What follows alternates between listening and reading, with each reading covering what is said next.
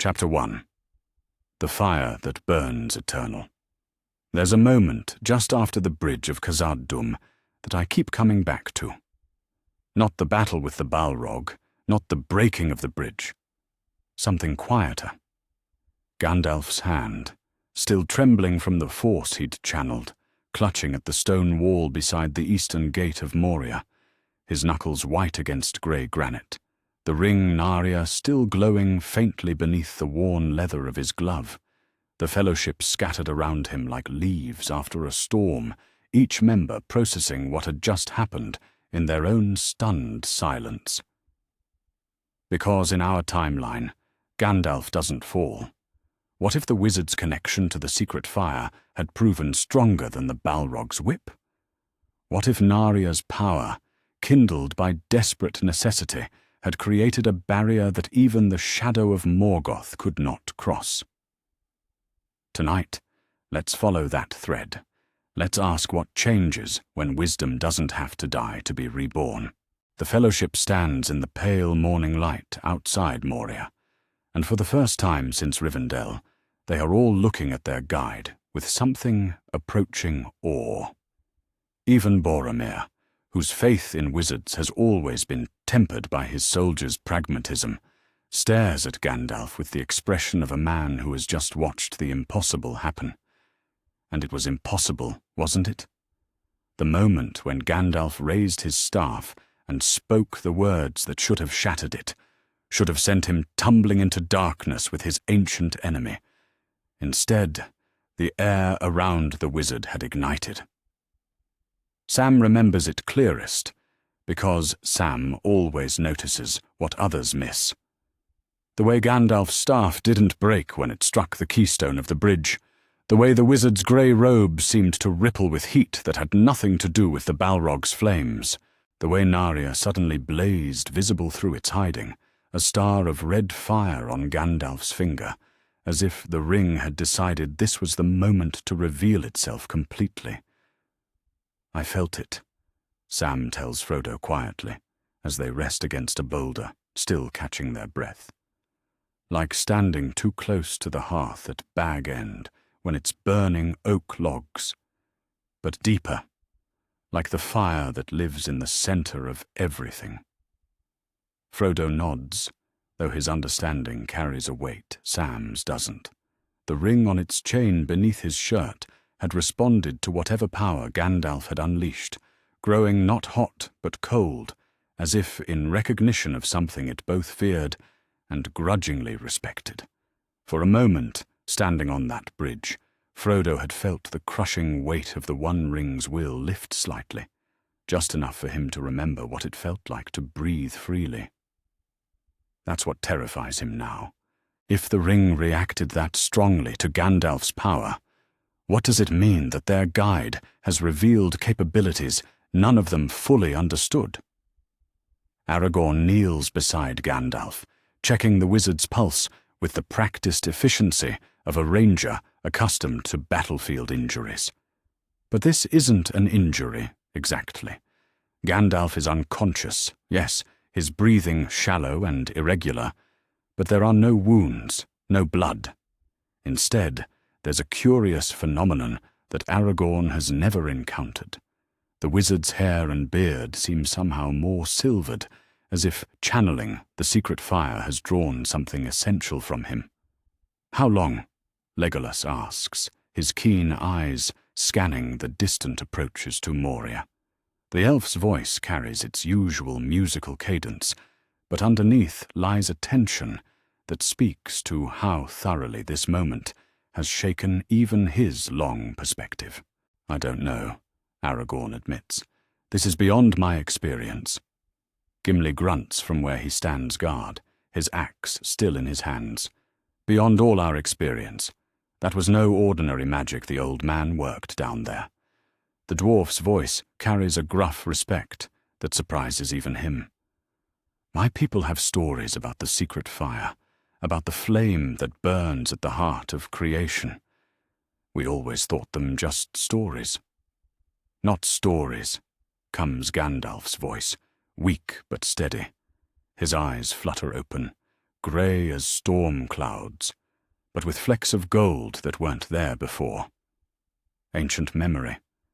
The Valar remember the music that shaped the world, and sometimes, in moments of great need, they allow their servants to echo the smallest portion of that first song.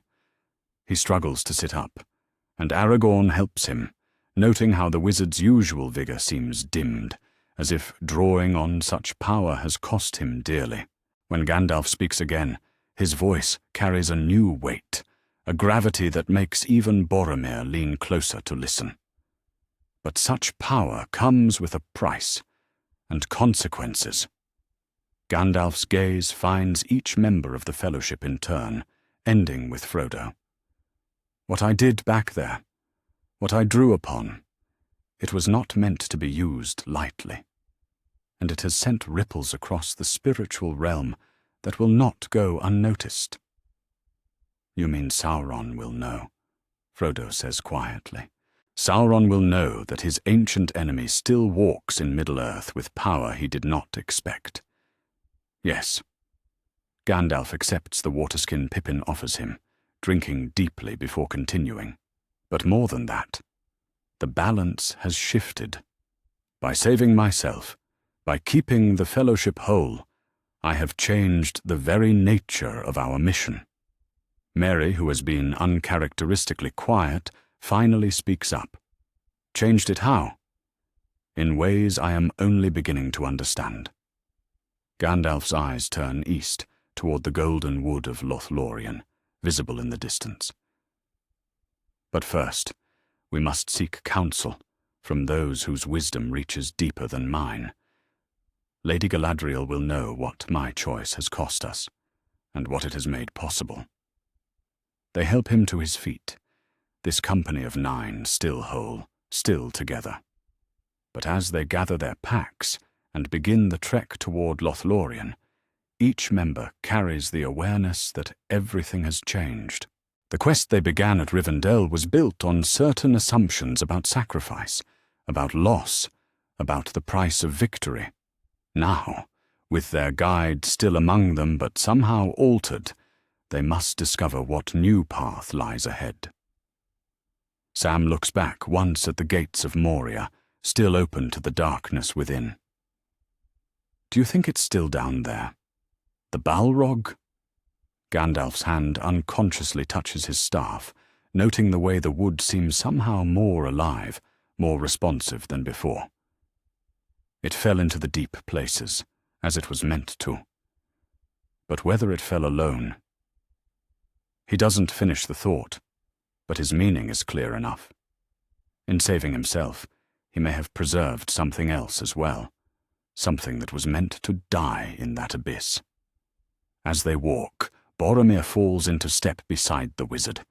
The son of Denethor has questions burning in his mind, questions about power and its proper use, about whether the ring might be employed in ways that honor rather than corrupt.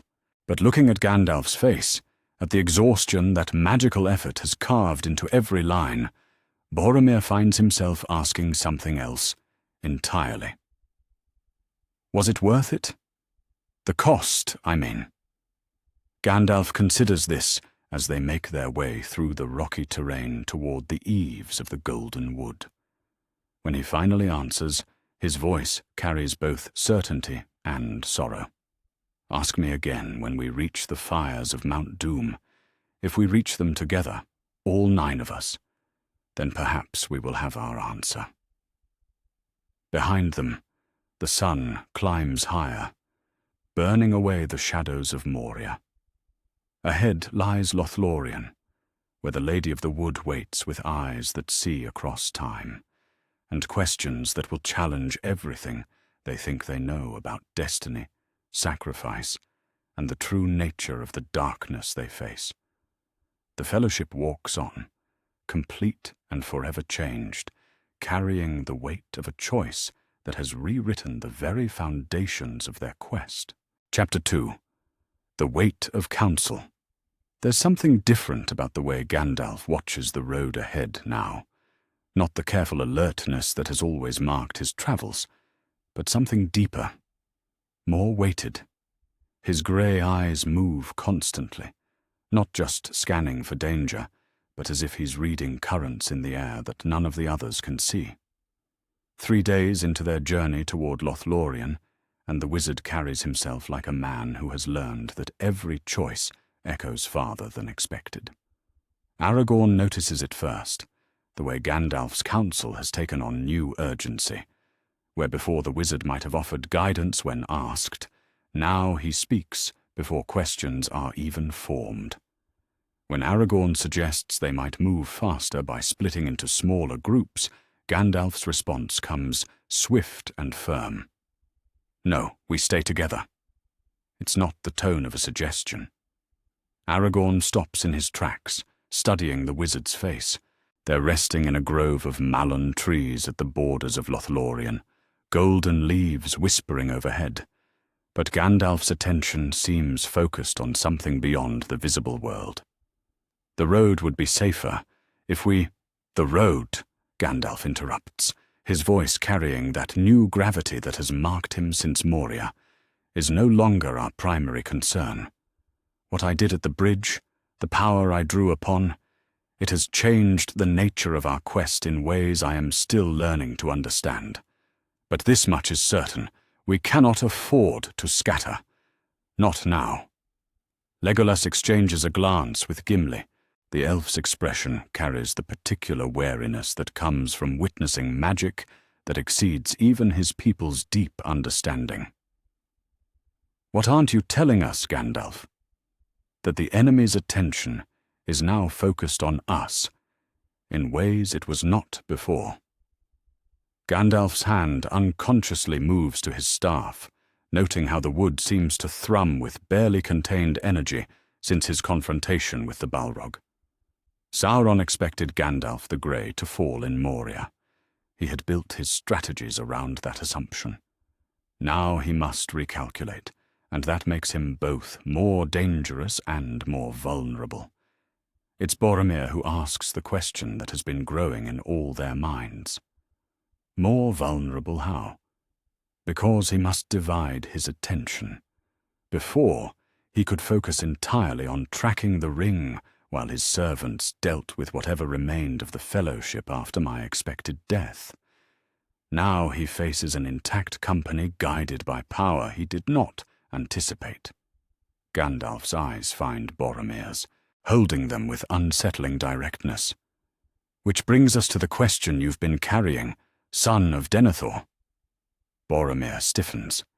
Around the small clearing, the others grow still, sensing the weight of whatever conversation is about to unfold.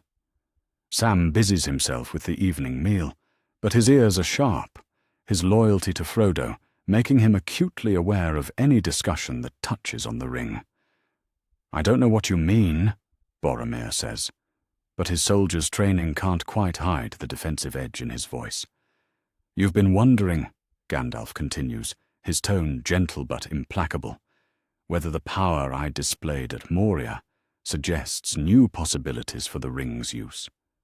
Whether a weapon of such strength, guided by wisdom rather than malice, might serve to defend rather than destroy." The silence that follows is profound. Frodo's hand moves instinctively to his chest, where the ring hangs heavy and cold against his heart. For days now, since witnessing Gandalf's battle with the Balrog, he has felt the ring's influence differently, as if it too is recalculating, learning to navigate this new reality, where the Grey Wizard commands power beyond his previous bounds. Boromir's jaw works silently for a long moment before he finds his voice. "Gondor stands on the edge of destruction. Every day my father watches our defenses crumble while our enemies grow stronger.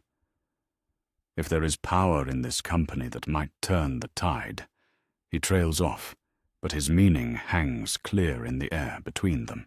"You speak of power as if it were a sword to be picked up and wielded," Gandalf replies, settling himself more comfortably against a tree trunk. "But the secret fire I touched at Moria is not a weapon, Boromir. It is the fundamental force that shaped creation itself, To channel it even briefly nearly destroyed me. And the ring, he pauses, his gaze moving to where Frodo sits in tense silence. The ring is corruption given form. It does not amplify noble intentions, it devours them. But surely, no. The word falls with finality. There is no surely where the One Ring is concerned. It was made by Sauron, infused with his malice, designed to dominate all other rings of power. It cannot be turned to good purpose any more than shadow can be made to cast light. Boromir's frustration finally breaks through his careful composure. Then what hope does Gondor have? What hope does any of us have? You speak of destroying this weapon, but what if it's the only thing that can save us? The only thing that can save you, comes a new voice, silvery and ancient, is learning to distinguish between power and strength. They all turn as Lady Galadriel emerges from between the Malorn trees, her presence bringing a sudden sense of timeless authority to their small camp. Behind her walk, Celeborn and several other elves of Lothlorien, their approach so silent that even Legolas had not detected them. Gandalf rises immediately, offering a respectful bow. "My lady, we had hoped to reach Caras Galadon by tomorrow's evening." "And you shall," Galadriel replies, but her attention is focused on the wizard with an intensity that makes the air around them seem to shimmer. "But first, we must speak of what you have done, Mithrandir, and what it has cost." She approaches Gandalf with the fluid grace that marks all her movements, but when she extends her hand toward him, he hesitates before taking it. The moment their fingers touch, light seems to pass between them, and Galadriel's expression grows grave. "You have drawn upon the flame imperishable itself," she says, her voice carrying both awe and concern. "Such power was not meant for mortal form to channel, even one such as yours." "The Balrog would have dragged me into darkness," Gandalf replies. "The Fellowship would have been left without guidance." "And so you chose to burn part of your essence to preserve your form in this world." Galadriel's eyes, ancient beyond measuring, study the wizard with deep sadness. "Do you understand what you have sacrificed?" The question hangs in the air while the Fellowship watches this exchange they only partially comprehend. It's Frodo who breaks the silence, his voice small but steady. What has he sacrificed? Galadriel turns to the hobbit, her expression softening with the particular gentleness she reserves for those who bear burdens beyond their choosing. "He has bound himself more completely to Middle-earth, young ring-bearer. The power that saved him from the abyss has also made it far more difficult for him to leave this world when his time comes. He has traded a portion of his immortal nature for the preservation of this quest." The weight of this revelation settles over the Fellowship like a shroud. Sam looks stricken. Merry and Pippin exchange troubled glances, and even Gimli seems sobered by the implications. But it's Boromir, whose reaction surprises them all. "You did that for us?" he asks Gandalf, his voice thick with emotion he rarely allows others to see. "For the quest," Gandalf corrects gently. "For the hope that the ring might be destroyed, and Middle-earth freed from shadow." "Then the least we can do," Boromir says, his hand moving to rest on his sword hilt, "is ensure that sacrifice was not made in vain." Galadriel nods approvingly. "Wisdom begins with understanding the true cost of our choices, son of Gondor, and the true cost is rarely what we expect to pay." As darkness settles over their camp, and the elves of Lothlorien prepare to escort them to the heart of the Golden Wood, the Fellowship sits in contemplative silence. Each member now understands that their guide has paid a price beyond imagining to keep them together. The question that haunts them all, though none speaks it aloud, is whether they will prove worthy of such sacrifice. Frodo feels the ring's weight more keenly now, sensing how it responds to Gandalf's altered nature. The burden he carries has not lessened, but somehow, surrounded by 8 companions who have committed themselves to see this quest through to its end, it feels more bearable. For the first time since leaving Rivendell, he allows himself to hope that they might actually reach Mount Doom together. Above them, the stars of Elbereth shine down through golden leaves, bearing witness to a fellowship that has chosen unity over expediency, wisdom over power, and sacrifice over safety. Tomorrow they will enter the heart of Lothlorien, where greater tests await. Tonight they rest as 9, bound together by bonds that grow stronger with each choice to trust rather than fear. The road ahead remains dark and uncertain, but they will walk it together. Chapter 3. The Breaking That Never Came. There's a particular quality to desperation that most people never recognize until they've felt it themselves. Not the clean urgency of battle or the sharp focus of immediate danger, but something slower and more corrosive. It builds like water behind a dam, pressure mounting day by day until something has to give. Boromir carries that pressure in the set of his shoulders as the Fellowship makes camp on the western shore of Nen Hithoel, the great waterfall thundering in the distance like the sound of his father's kingdom crumbling. 3 weeks since Lothlorien. 3 weeks of watching Gandalf's subtle magics ease their passage down the Anduin, of seeing how the wizard's presence changes everything, from the weather around their boats to the creatures that might have threatened them. 3 weeks of growing certainty that if such power walks among them, the ring might yet serve the forces of good. He doesn't plan it, exactly. Plans require hope, and what Boromir feels now is something darker, more desperate. When Frodo wanders away from the others to sit alone among the ruins atop Amon Hen, Boromir follows not with a strategy, but with a need that has grown too large to contain. "The view is remarkable from here," Boromir says, settling himself on a broken stone near where Frodo sits, gazing eastward. His voice carries the forced casualness of a man trying to sound unconvinced by his own words. Frodo glances up, noting the tension in Boromir's posture, the way the man's hand keeps drifting to his sword hilt, even in this peaceful moment. It is. You can see so far in every direction, almost as if you could watch over everything at once. "Yes," Boromir seizes on this opening, his voice gaining strength. "That's exactly it. The perspective one needs to protect what matters." He pauses, gathering courage for words that have been building in him for weeks. "Frodo, I've been thinking about what Gandalf said in Lothlorien, about power and its proper use." "Have you?" Frodo's tone remains carefully neutral, but his hand moves unconsciously to his chest, where the ring hangs heavy and cold. He spoke of the ring as if it were pure corruption, but... Boromir turns to face the hobbit directly, his grey eyes intense with conviction. What if he's wrong? What if his understanding is limited by his own nature?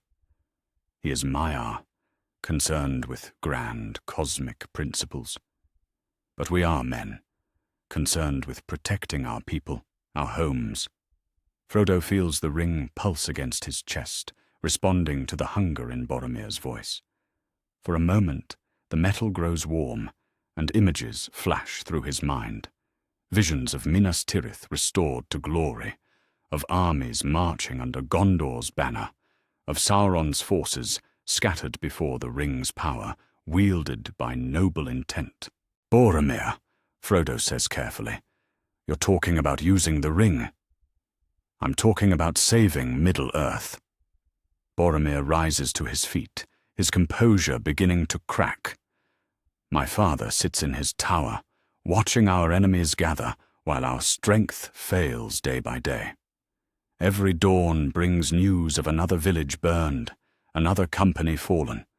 And here we sit, carrying the one weapon that could turn the tide, while Gandalf counsels us to destroy it.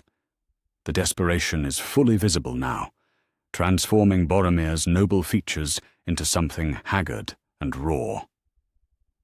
You don't understand what it's like, Frodo. You haven't watched your people die while you stood powerless to save them.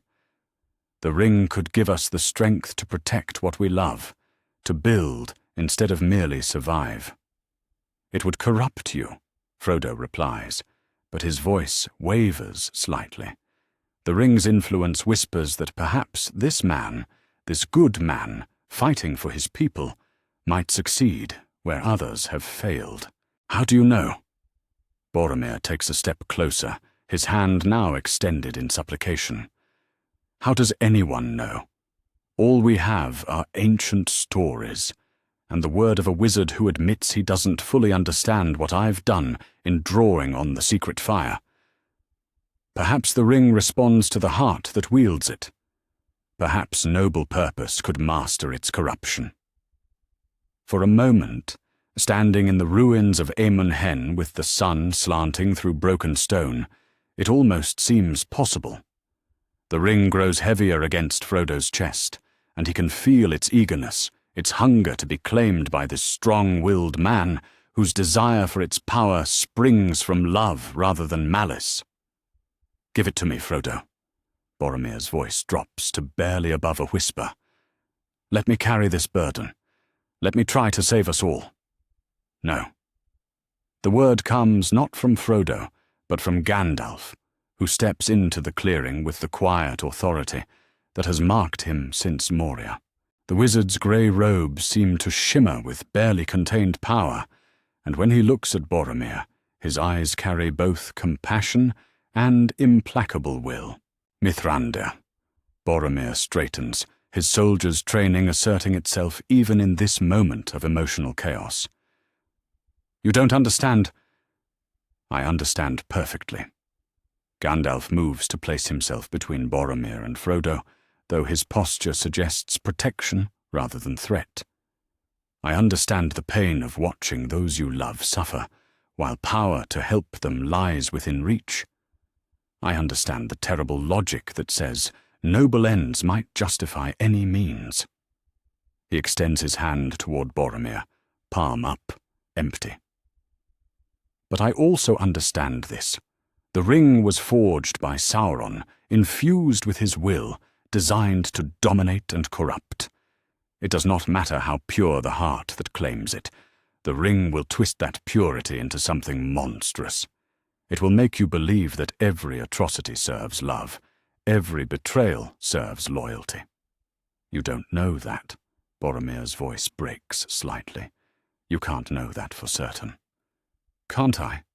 Gandalf's expression grows infinitely sad. My dear Boromir, I have seen what the ring does to those who would use it for good. I have watched it promise salvation while delivering damnation. And I have felt its pull myself, felt how easily it could convince me that my wisdom, my power, could master its malice.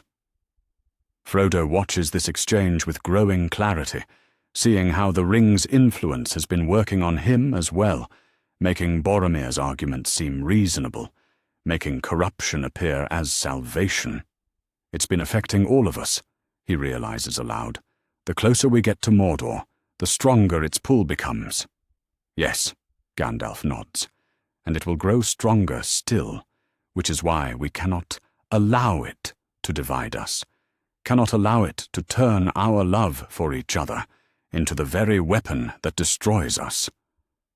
Boromir's composure finally breaks completely. He sinks to his knees among the ancient stones, his head in his hands. Then what hope do we have? What hope does Gondor have? I cannot return to my father empty-handed while our people die.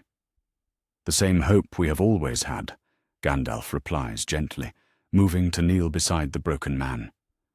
Faith in each other, trust in the power of sacrifice, freely chosen, the strength that comes not from dominating others, but from lifting them up. Pretty words.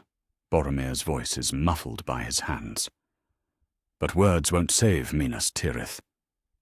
No, Gandalf agrees, but 9 companions united in purpose might.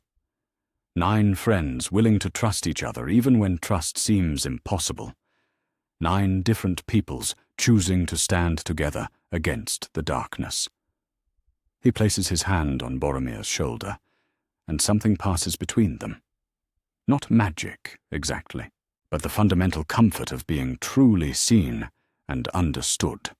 Your father has raised you to believe that strength comes from weapons and armies, but the greatest strength is the willingness to hope when hope seems lost, to trust when trust seems foolish. A horn sounds in the distance, not Boromir's horn, but something brasher, more savage. The 3 of them freeze, recognizing the sound of Uruk-hai on the hunt. From their vantage point atop Amon Hen, they can see black shapes moving through the forest below, heading toward their camp. The others, Frodo breathes, are in danger, Gandalf finishes, rising smoothly to his feet. But instead of the panic that might have seized them in this moment of division, something else takes hold. Boromir looks up at his companions, seeing not the temptation he has been wrestling with, but the friends who have trusted him even at his lowest moment. I know these ruins, he says, standing and drawing his sword with practiced efficiency. There's a path down that will put us behind them. If we move quickly, we move together, Gandalf says firmly. All 3 of us, all 9 of us. Whatever comes, we face it as the Fellowship. As they race down the ancient steps towards the sound of battle, Boromir feels the weight of temptation lifting from his shoulders. Not gone. The ring's pull will always be there, growing stronger as they near their destination. But balanced now by something else, the knowledge that he is not alone in this struggle, that his friends will help him bear the burden of resisting what cannot be resisted alone. The fighting has already begun when they reach the camp. Uruk-hai in the white hand of Saruman swarm through the trees, their savage cries echoing across the water. But where in another timeline this battle might have found the Fellowship scattered and vulnerable, here they fight as a united force. Aragorn and Legolas coordinate their attacks with the smooth precision of long partnership, while Gimli's axe guards their flanks. Sam and Frodo fight back to back, the gardener's loyalty transforming him into a fierce protector. Merry and Pippin dart between their larger companions, their daggers finding gaps in orcish armor with surprising skill. And at the center of it all, Gandalf's power blazes like a star, his staff casting light that makes the Uruks flinch and stumble. But it's Boromir who surprises them all, fighting with the desperate fury of a man who has found something worth dying for, not Gondor's glory, but his friends' survival. When the last Uruk falls, they stand together among their fallen enemies, breathing hard but whole. 9 companions who have faced their greatest test and emerged not unscathed, but unbroken. Why do I feel like this was just the beginning? Sam asks, wiping orc blood from his sword. Because it was, Gandalf replies, but his voice carries not despair, but determination. Saruman knows we are here, knows we remain together. He will try again to break us apart, to turn us against each other. Let him try, Boromir says quietly, resheathing his sword. When the others turn to look at him, his face carries a peace that has been absent for weeks. I have learned something today. The greatest enemy is not the one that comes from without, but the one we carry within ourselves, and that enemy cannot stand against the trust of true friends. As they gather their gear and prepare to continue their journey, none of them knows what trials await. But they face them as 9, as the Fellowship, as friends who have chosen to trust each other, even when trust seems impossible. The ring remains unbroken. The temptation remains real. But for the first time since leaving Rivendell, they all begin to believe that perhaps, somehow, they might actually reach Mount Doom together. Chapter 4. 9 Against the Dark. There's something different about power when it's shared rather than hoarded. Watch the Fellowship as they move through the forests, east of the Misty Mountains, and you can see it in the way they coordinate without words, the way each member's strengths amplify rather than compete with the others.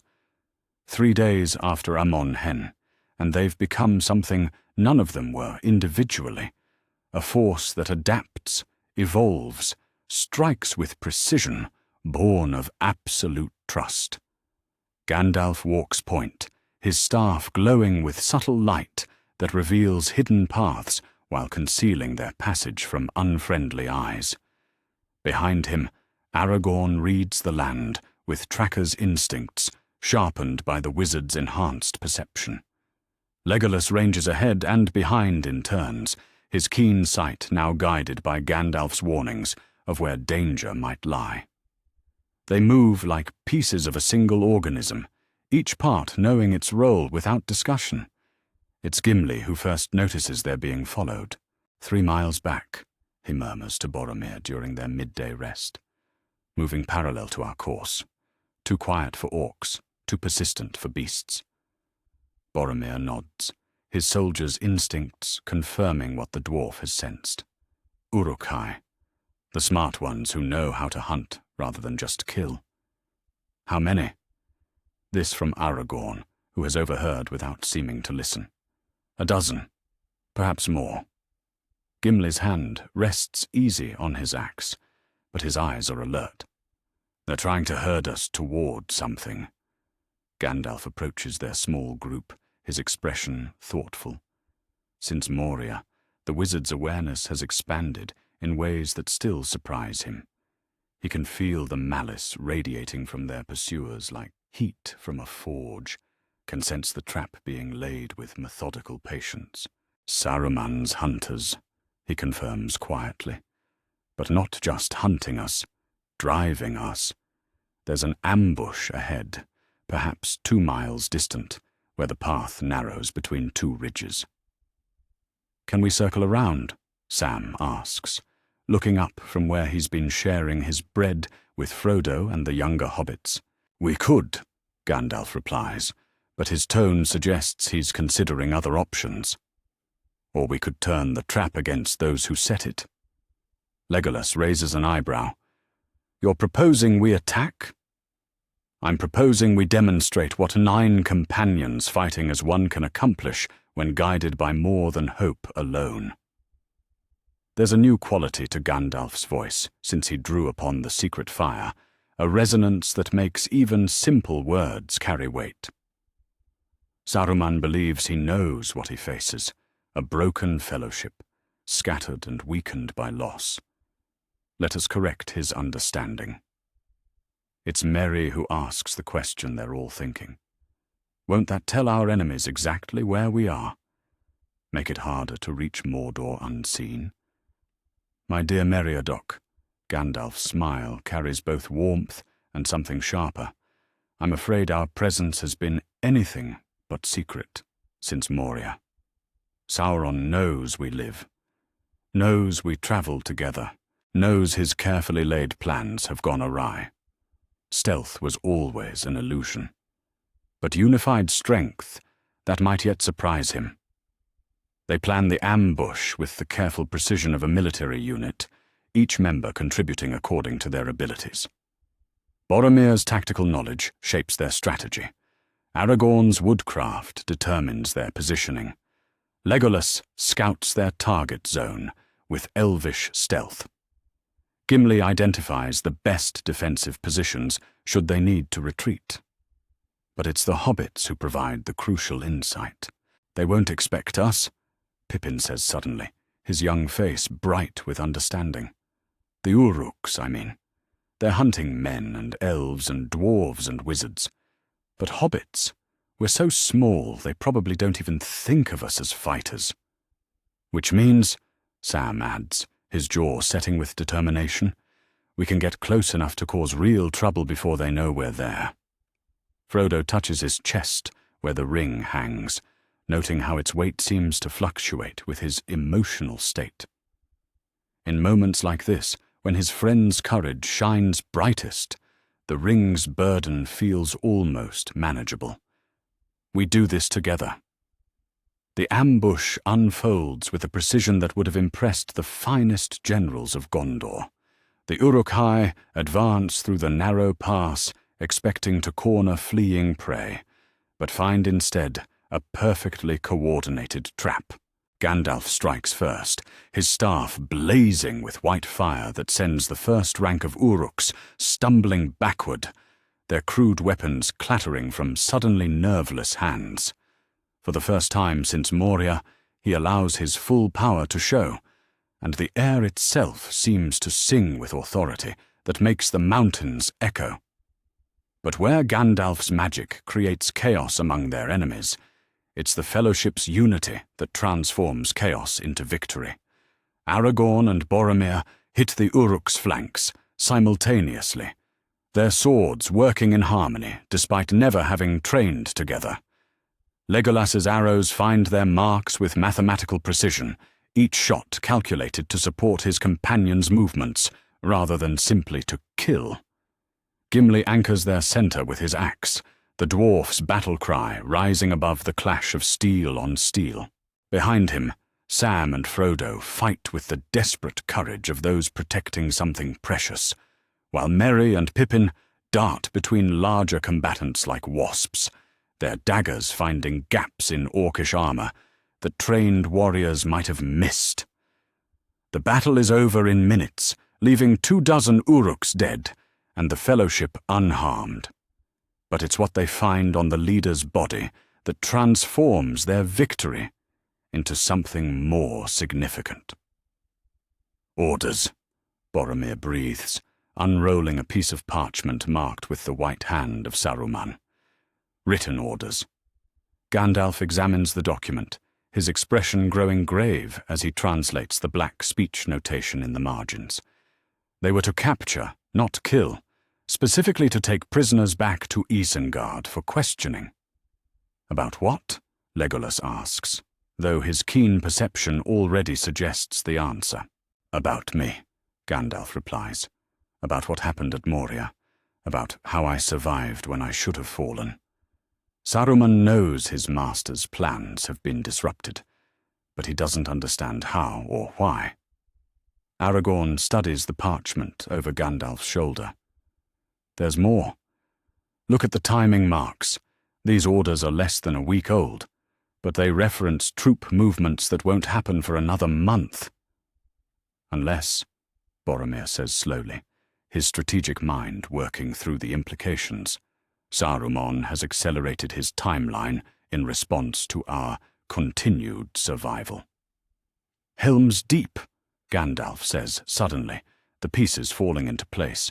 He's moving against Rohan earlier than planned, trying to eliminate Theoden's forces before we can reach them.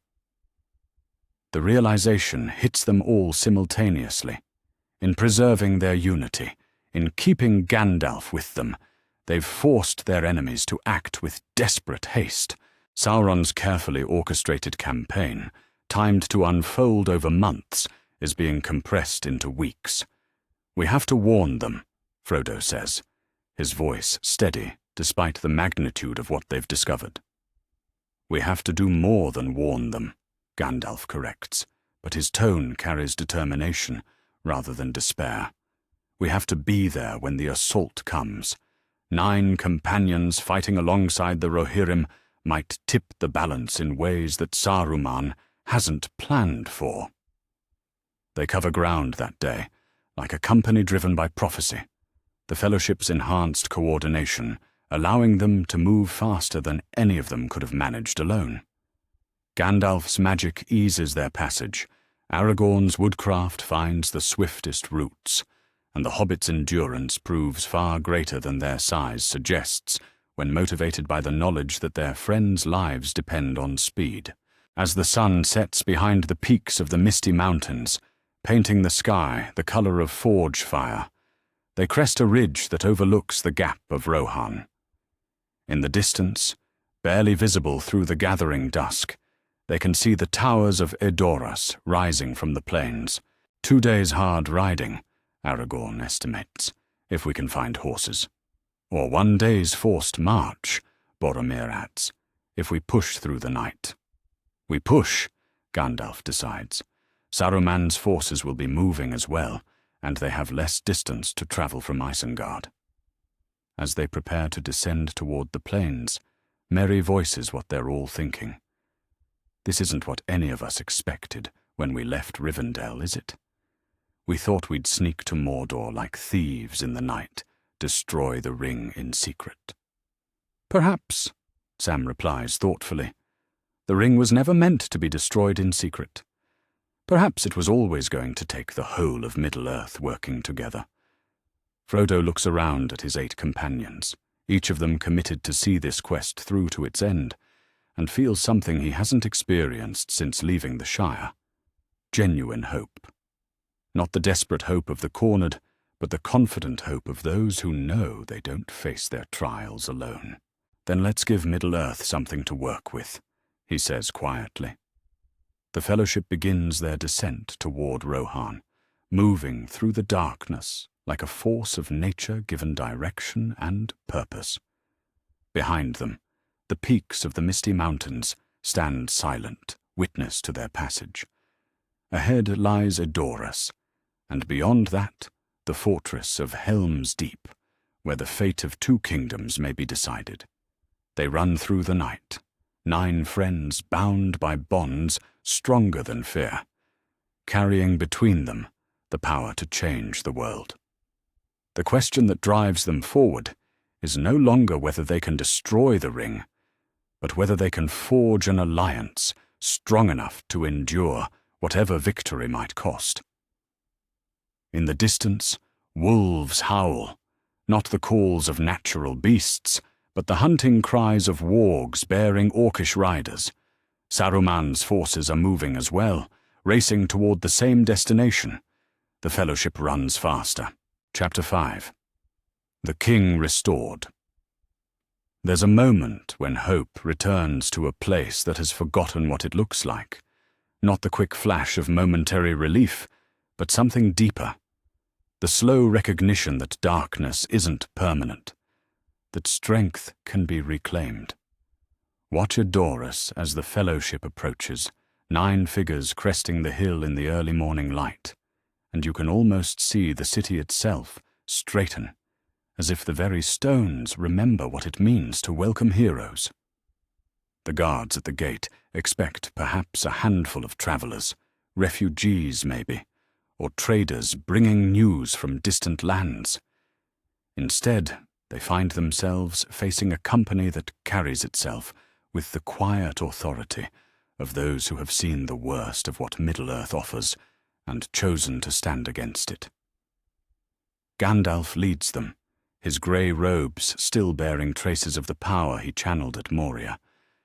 But it's the sight of 9 walking together that makes the guards exchange glances of something approaching awe.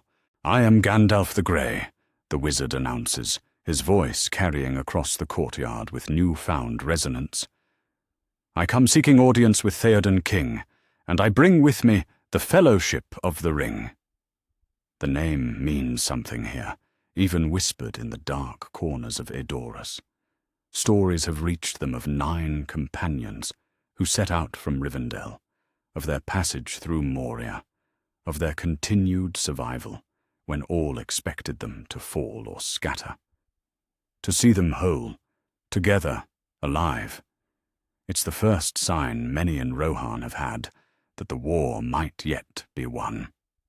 Wormtongue appears at the great hall's entrance, his pale eyes taking in the Fellowship with the calculating hunger of a carrion bird.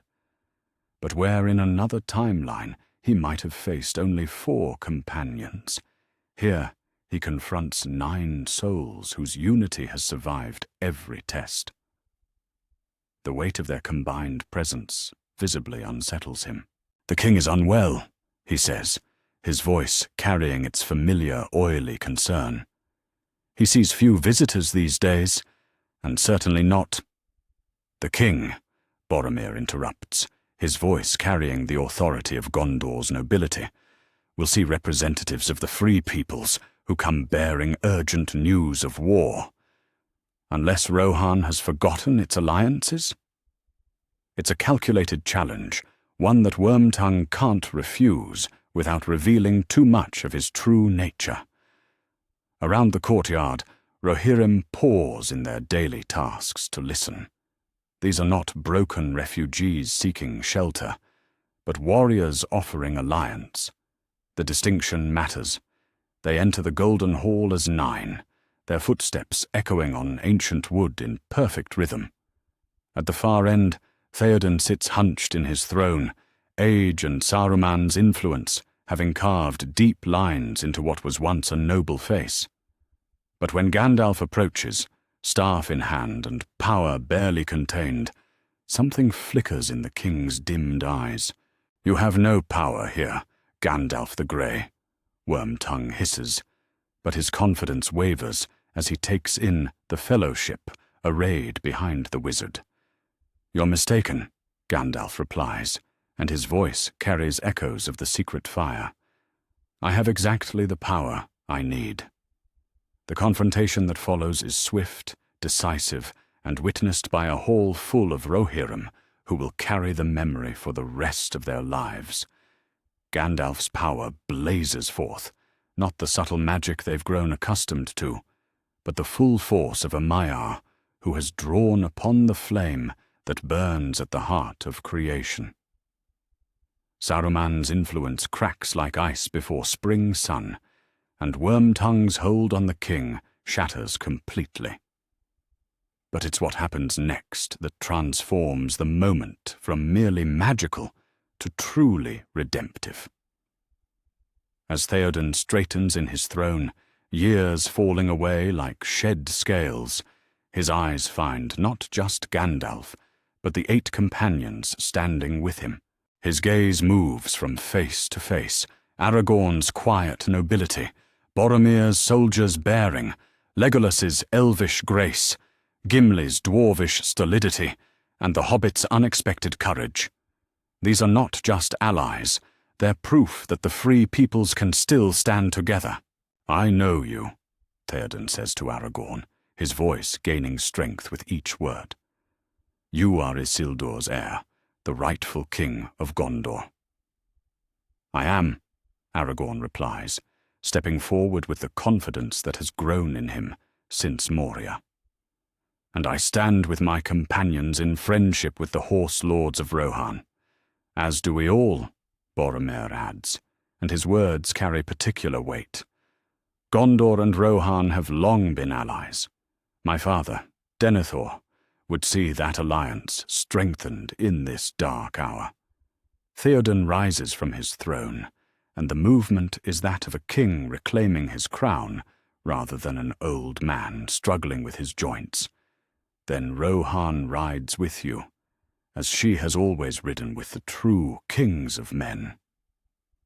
Éowyn appears in the hall's entrance, having been summoned by the commotion. Where in another timeline she might have encountered only a few members of the Fellowship, here she finds herself facing all 9. Her eyes move over each in turn, but it's the stories she hears that evening that capture her imagination. Sam speaks of gardens and growing things, of the Shire's green hills and the peace that's worth defending. Merry and Pippin share tales of the old forest and adventures that make her laugh, despite the darkness pressing at Rohan's borders.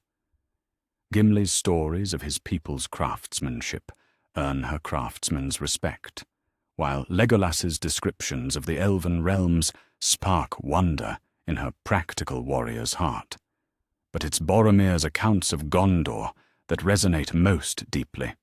Here is another who understands the weight of defending one's people, the burden of standing watch against darkness.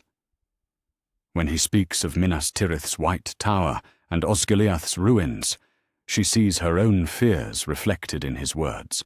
"Your city still stands?" she says to him as they share the evening meal. "My uncle speaks often of Gondor's endurance."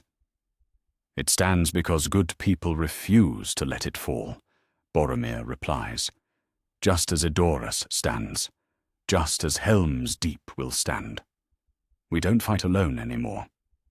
The intelligence they share about Saruman's accelerated timeline galvanizes the entire hall. Where Theoden might have wavered before such news, the presence of 9 heroes who've already faced impossible odds and emerged victorious gives him confidence to act decisively. "We ride for Helm's Deep at first light," he declares. "Send word to every settlement, every farmstead. The people of Rohan will not face this storm scattered and alone." The night that follows is one of frenetic preparation, but it's preparation guided by hope rather than desperation. The fellowship spreads throughout Edoras, each member contributing according to their strengths. Aragorn works with Éomer and the King's Guard, sharing the tactical knowledge he's gained from years of fighting orcs and worse. Boromir coordinates with the supply officers, his understanding of siege warfare proving invaluable. Gandalf spends long hours in conference with Theoden, their discussion ranging from immediate military concerns to broader questions of alliance and strategy. The wizard's survival has given them options that didn't exist before, possibilities for coordination between kingdoms that could shift the balance of the entire war. Legolas and Gimli work with the weaponsmiths, the elf's knowledge of elvish steel, and the dwarf's understanding of metallurgy, combining to improve what armor and weapons they can in the time available. Their easy friendship, impossible though it seems to most Rohirrim, becomes a symbol of what the fellowship represents. Old enmities set aside for common cause. Even the hobbits find their roles. Frodo's quiet courage inspires the younger soldiers, while Sam's practical wisdom helps with the logistics of moving an entire population to a fortress. Merry and Pippin, their spirits undaunted, despite everything they've seen, lift the hearts of everyone they encounter. As dawn approaches and the column prepares to depart for Helm's Deep, Theoden addresses his people from the steps of the Golden Hall. But beside him stand not just his own captains, but 9 companions whose presence transforms his words from a king's desperate rallying cry into a declaration of united purpose. "Today we ride not just as Rohirrim," he calls out, his voice carrying across the assembled crowd, but as part of something larger. Today the free peoples of Middle-earth stand together against the darkness. The cheer that rises from the gathered host echoes off the ancient walls of Edoras, carrying with it a sound that hasn't been heard for months, the sound of a people who believe victory is possible. As they ride toward Helm's Deep, the fellowship spreads throughout the column, their presence felt in every rank. Where once this migration might have felt like a retreat, it now carries the energy of an army marching to decisive battle.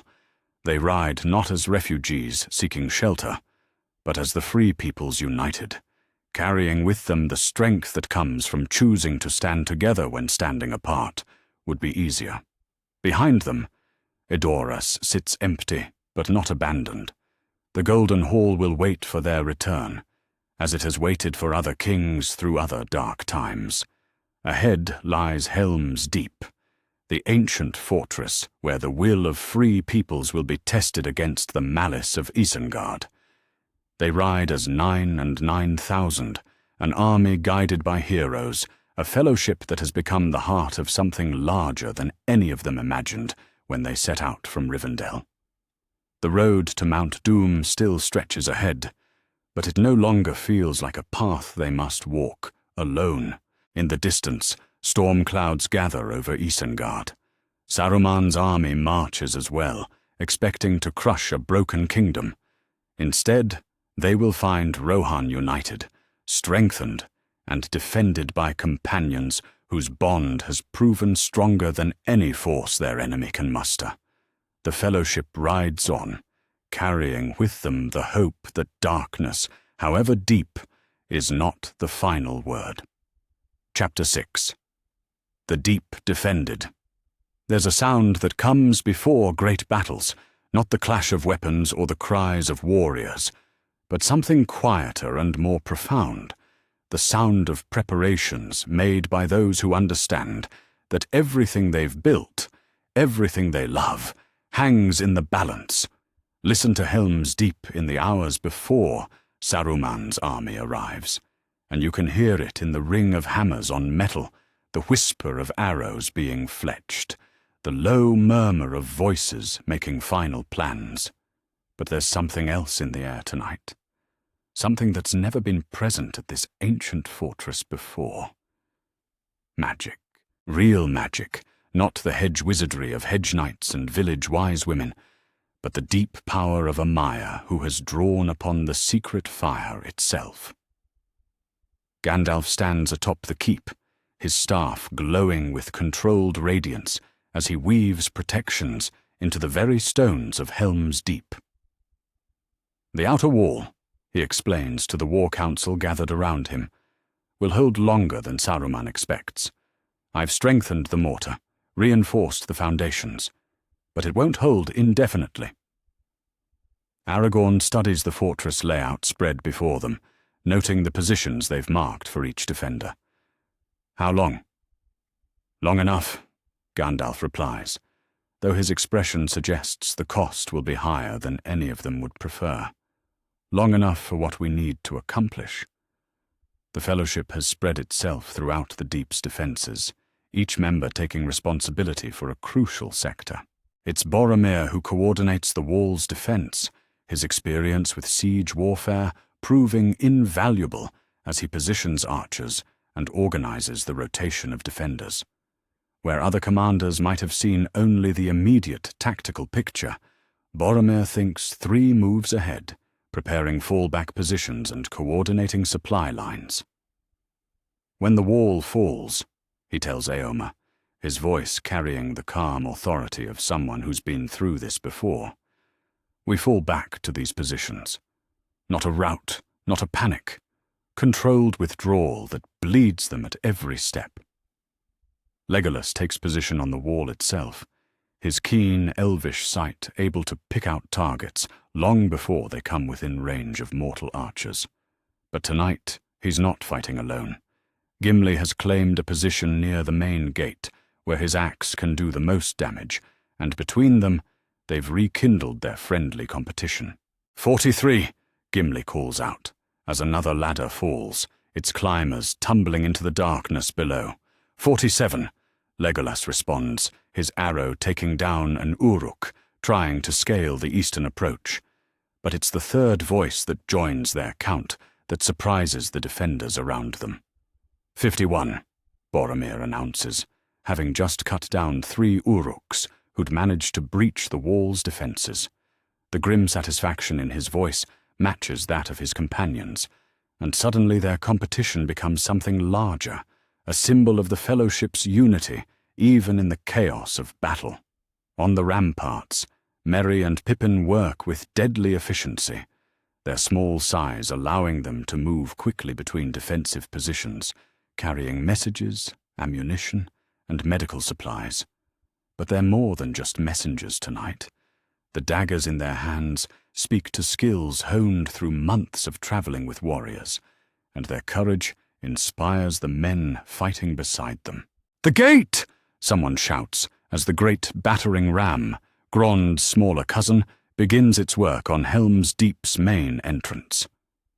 "I see it," Sam calls back, surprising everyone, including himself with the authority in his voice.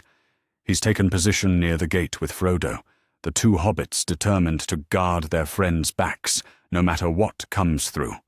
The gardener's hands, so gentle with growing things, prove equally skilled with a blade when protecting those he loves. Frodo feels the ring's weight more keenly now than he has since Moria. The proximity to so much violence, so much hate, and fear makes the metal burn cold against his chest. But surrounded by his friends, fighting for something pure and worth protecting, he finds the strength to resist the whispers that promise power, if only he would claim it. "I'm all right," he tells Sam when his friend glances at him with concern. "We're all here together. That makes all the difference." The battle reaches its crescendo when the deeping wall finally gives way, Saruman's explosive device tearing a great gap in the fortress's defenses. But where in another timeline this breach might have led to chaos and slaughter, here the Fellowship's preparations turn catastrophe into opportunity. Gandalf's magic flares as the explosion rocks the deep, his power channeling the blast's force away from the defenders and back onto the attackers. The gap in the wall becomes a funnel, forcing Saruman's forces into a killing zone where Aragorn and Éomer wait with the best of Rohan's cavalry. "Now!" Aragorn shouts, and the charge that follows is like nothing the Uruks have prepared for. These aren't desperate defenders making a last stand, but warriors fighting with the confidence that comes from unity of purpose. Every sword stroke is coordinated, every shield wall perfectly aligned, every tactical decision made with the knowledge that 8 companions stand ready to support whatever move their leader makes. Gandalf rides at the head of the charge, his staff blazing with white fire that makes the Uruks stumble and flee before him. But it's not magic alone that wins the day. It's the sight of 9 heroes fighting as one, their bond visible even to their enemies, their courage infectious among the defenders. "For the Shire!" Sam cries as he and Frodo leap into the melee, their small forms darting between larger combatants with the desperate agility of those who fight not for glory, but for the simple right to go home. "For Gondor!" Boromir's voice carries across the battle, his sword cutting through Uruk armor as if it were made of parchment. "For Rohan!" Éomer responds, his spear taking down the Uruk standard-bearer. But it's Aragorn's cry that brings them all together. "For the Fellowship!" The sound that rises from the defenders isn't just a battle cry. It's something deeper, more primal. It's the sound of people who've found something worth dying for, and in finding it, discovered they're no longer willing to die at all. As dawn breaks over the Hornburg, the light reveals not the massacre Saruman had planned, but a field strewn with orcish dead and a fortress still flying the banners of Rohan. The Fellowship stands together in the courtyard, battered but whole, surrounded by defenders who look at them with something approaching reverence. "The casualties?" Aragorn asks Boromir, who's been coordinating with the healers. "Light," comes the reply, and wonder colors the word. "Lighter than we had any right to hope." Gandalf's magic made the difference, but it was more than that. The men fought like they believed victory was possible. "They fought," Legolas observes, his elvish perception noting something the others might miss, like they were part of something larger than themselves. Theoden approaches the Fellowship where they stand together, and his expression carries a mixture of gratitude and awe. "I have seen many battles in my long years," he says, his voice carrying to every defender within hearing. "But I have never seen anything like what you 9 accomplished here tonight." "We accomplished it together," Gandalf corrects gently. "All of us, Fellowship and Rohirrim, united in common cause." "Yes," Theoden nods. "Together." He pauses, looking out over the battlefield, where his people are already beginning the grim work of clearing the dead. But this was only Saruman. Sauron's forces are larger still, and they will not underestimate us again. "Let them come!" Gimli growls, his axe still dripping with orcish blood. "We've shown them what the free peoples can accomplish when they stand united." Frodo touches the ring through his shirt, noting how its influence seems muted this morning, as if even its malice has been subdued by what they've achieved here. Around him, his 8 friends begin the work of tending wounds and counting costs, but their spirits remain high. For the first time since leaving Rivendell, they all begin to believe, not just hope, but truly believe, that they might actually reach Mount Doom together. The road ahead remains dark and dangerous, but they've proven something important here at Helm's Deep. When the Fellowship fights as one, when they support each other without reservation, there's no force in Middle-earth that can stand against them. As the sun climbs higher, burning away the smoke and shadows of battle, messengers arrive from across Rohan and beyond.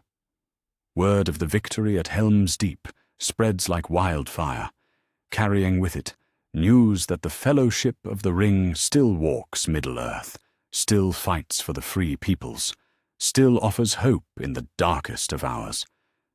But with the messages comes other news. Sauron's forces are massing at the Black Gate, and Denethor's beacons are lit from Amon Din to the Halifaerian. Minas Tirith calls for aid, and the Fellowship must choose whether to answer that call or press on toward their ultimate destination.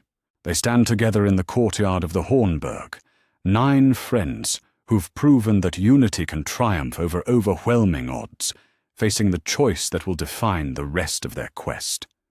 Whatever they decide, they'll decide it together, as they've done everything else since that moment on the bridge at Khazad-dûm, when Gandalf chose to save himself in order to save them all. The Fellowship endures. The road to Mount Doom lies ahead, and for the first time in the long history of the war against darkness, victory seems not just possible, but inevitable. Chapter 7. The Palantir's Revelation. There's something deeply unsettling about confronting a fallen angel in his own domain. The Tower of Orthanc rises before the Fellowship like a black fang against the morning sky, its smooth walls reflecting nothing, revealing nothing, hiding the corruption that festers within. They approach as 9, their footsteps echoing across the flooded circle of Isengard, and even the water seems reluctant to touch the base of Saruman's prison. Theoden rides with them, his presence adding the weight of royal authority to their mission. But it's clear to everyone present that this confrontation belongs to the Fellowship. They've earned the right to face their enemy, to demand answers for the suffering he's caused, to look into the eyes of one who chose darkness and understand why. "Saruman!" Gandalf calls, his voice carrying across the desolate landscape with the resonance of one who has touched the secret fire. "Come down from your tower. Face those you sought to destroy." The silence that follows stretches long enough to make them wonder if the White Wizard will answer at all. Then, slowly, a figure appears at the highest window, robed in white that seems somehow tainted, his face bearing the marks of defeat, but not yet humility. "Gandalf the Grey," Saruman's voice floats down, carrying its old music but with discordant notes threading through the melody, and his little company of fools. "Do you come to gloat over your victory?" "We come seeking understanding," Aragorn replies, stepping forward with the quiet authority that has grown in him since Moria. "Why did you choose this path, Saruman? Why did you betray everything you were sent to protect?" The laugh that echoes from the tower carries no mirth. "Understanding? From mortals who play at being heroes while the world burns around them? You understand nothing of the forces you oppose." It's Frodo who speaks next, his voice smaller than the others but carrying a weight they all recognize. "I understand burden. I understand choosing to bear something terrible because someone has to. What I don't understand is choosing to make that burden heavier for others." Something flickers across Saruman's features. Surprise, perhaps. that wisdom should come from such an unexpected source. The young hobbit who carries shadow speaks of burden. You know nothing of what I have borne, little ring-bearer. You know nothing of the choices I have been forced to make. Then tell us, Sam says, his gardener's practicality cutting through Saruman's rhetoric like a spade through soil. Tell us why betraying your friends seemed like a good choice. For a moment, genuine emotion crosses the White Wizard's face. Friends, he says bitterly. Yes, once we were friends. Once I believed in their mission, their wisdom, their right to guide the fate of Middle-earth. But I have seen what lies ahead, little gardener. I have looked into the darkness and seen that victory is impossible, that all our struggles serve only to delay the inevitable. You've seen lies, Boromir calls up, his soldier's bluntness making several of his companions wince. You've seen what Sauron wanted you to see, and mistook despair for wisdom. Have I? Saruman's voice takes on a dangerous edge. Tell me, son of Gondor, how does your father fare in his tower of guard? How many nights does he spend staring into the darkness, watching the borders fail one by one? I have offered him alliance, offered him strength. Instead, he clings to pride and watches his kingdom crumble. My father, Boromir replies with quiet dignity, chooses hope over despair, even when hope seems foolish. That's what makes him stronger than you. The confrontation might have continued in this vein, words traded like sword blows. But Wormtongue's appearance at the window changes everything. The wretched figure raises something heavy in his hands, a black sphere that seems to drink in light, and his intention is clear. No, Merry shouts, his young eyes sharp enough to catch the movement. What follows happens in heartbeats, but each moment stretches with the clarity that comes in crisis. Wormtongue hurls the palantir downward, aiming for the stones where it might shatter and rob them of whatever intelligence it contains. But Pippin's quick reflexes and Legolas's elvish speed combine, the young hobbit diving forward while the elf's arrow takes Wormtongue in the shoulder, spoiling his aim just enough. The palantir strikes the ground hard, but doesn't shatter, its dark surface unmarked by the impact. For a moment, they all stare at it, understanding the magnitude of what they've just prevented. Don't, Gandalf begins, but Aragorn has already moved. Together, the ranger says, his hand hovering over the seeing stone. We face this together, as we've faced everything else. What happens next violates every rule of wisdom regarding the Palantir of Orthanc. Where one person alone might be overwhelmed by Sauron's will, where even Gandalf might struggle against the Dark Lord's domination, 9 souls acting in perfect unity create something unprecedented. They link hands around the Palantir, Gandalf's weathered fingers closing over Aragorn's, Boromir's soldier's grip joining with Legolas's elvish grace, Gimli's thick fingers intertwining with Sam's gardener's hands, while Frodo, Merry, and Pippin complete the circle. When they touch the seeing stone together, the world explodes into vision. But instead of Sauron's will crushing them, instead of his malice overwhelming their minds, something else happens. Their unity becomes a shield, their trust a weapon, their love for each other, a force that even the Dark Lord cannot easily break. The battle that follows is fought in realms of thought and will, images flashing through their shared consciousness faster than sight can follow. They see Barad-dûr rising like a nightmare made manifest, armies marching from every dark corner of Middle-earth. They feel Sauron's shock at encountering not one mind, but 9 acting as one. His strategies suddenly uncertain in the face of something he has never encountered. And in that moment of his confusion, they learn what they need to know. Minas Tirith, Gandalf gasps, as the vision finally breaks, his face pale but triumphant. The assault begins in 6 days. But that's not the only attack. What else? Aragorn demands, helping the wizard steady himself. Dol Guldur, the Lonely Mountain, Lothlorien. Sauron has been planning a coordinated assault across all of Middle-earth. He means to crush every stronghold of the Free Peoples simultaneously, ensuring no aid can come from any quarter. Frodo's hand moves unconsciously to his chest, where the ring hangs heavier than ever. He knows we're coming. He knows about the quest. More than that, Gandalf's expression grows grim. He's been preparing specifically for my survival since Moria. Every strategy, every deployment, based on the assumption that I would guide you to Mount Doom. He's turned my presence from an advantage into a trap. Then we spring the trap, Gimli declares, his axe appearing in his hands as if summoned by will alone. We give him the battle he's prepared for. No, Sam says quietly, and something in his tone makes them all turn to look at him. We give him a different battle entirely. We give him something he's not prepared for. What do you mean? Merry asks.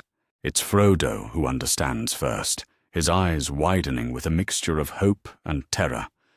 The ring, he breathes. It has to be destroyed during the Battle of Minas Tirith, while Sauron's attention is focused on his grand assault, while his armies are committed to the siege. That's when Mount Doom will be most vulnerable. But that means, Pippin works through the implications.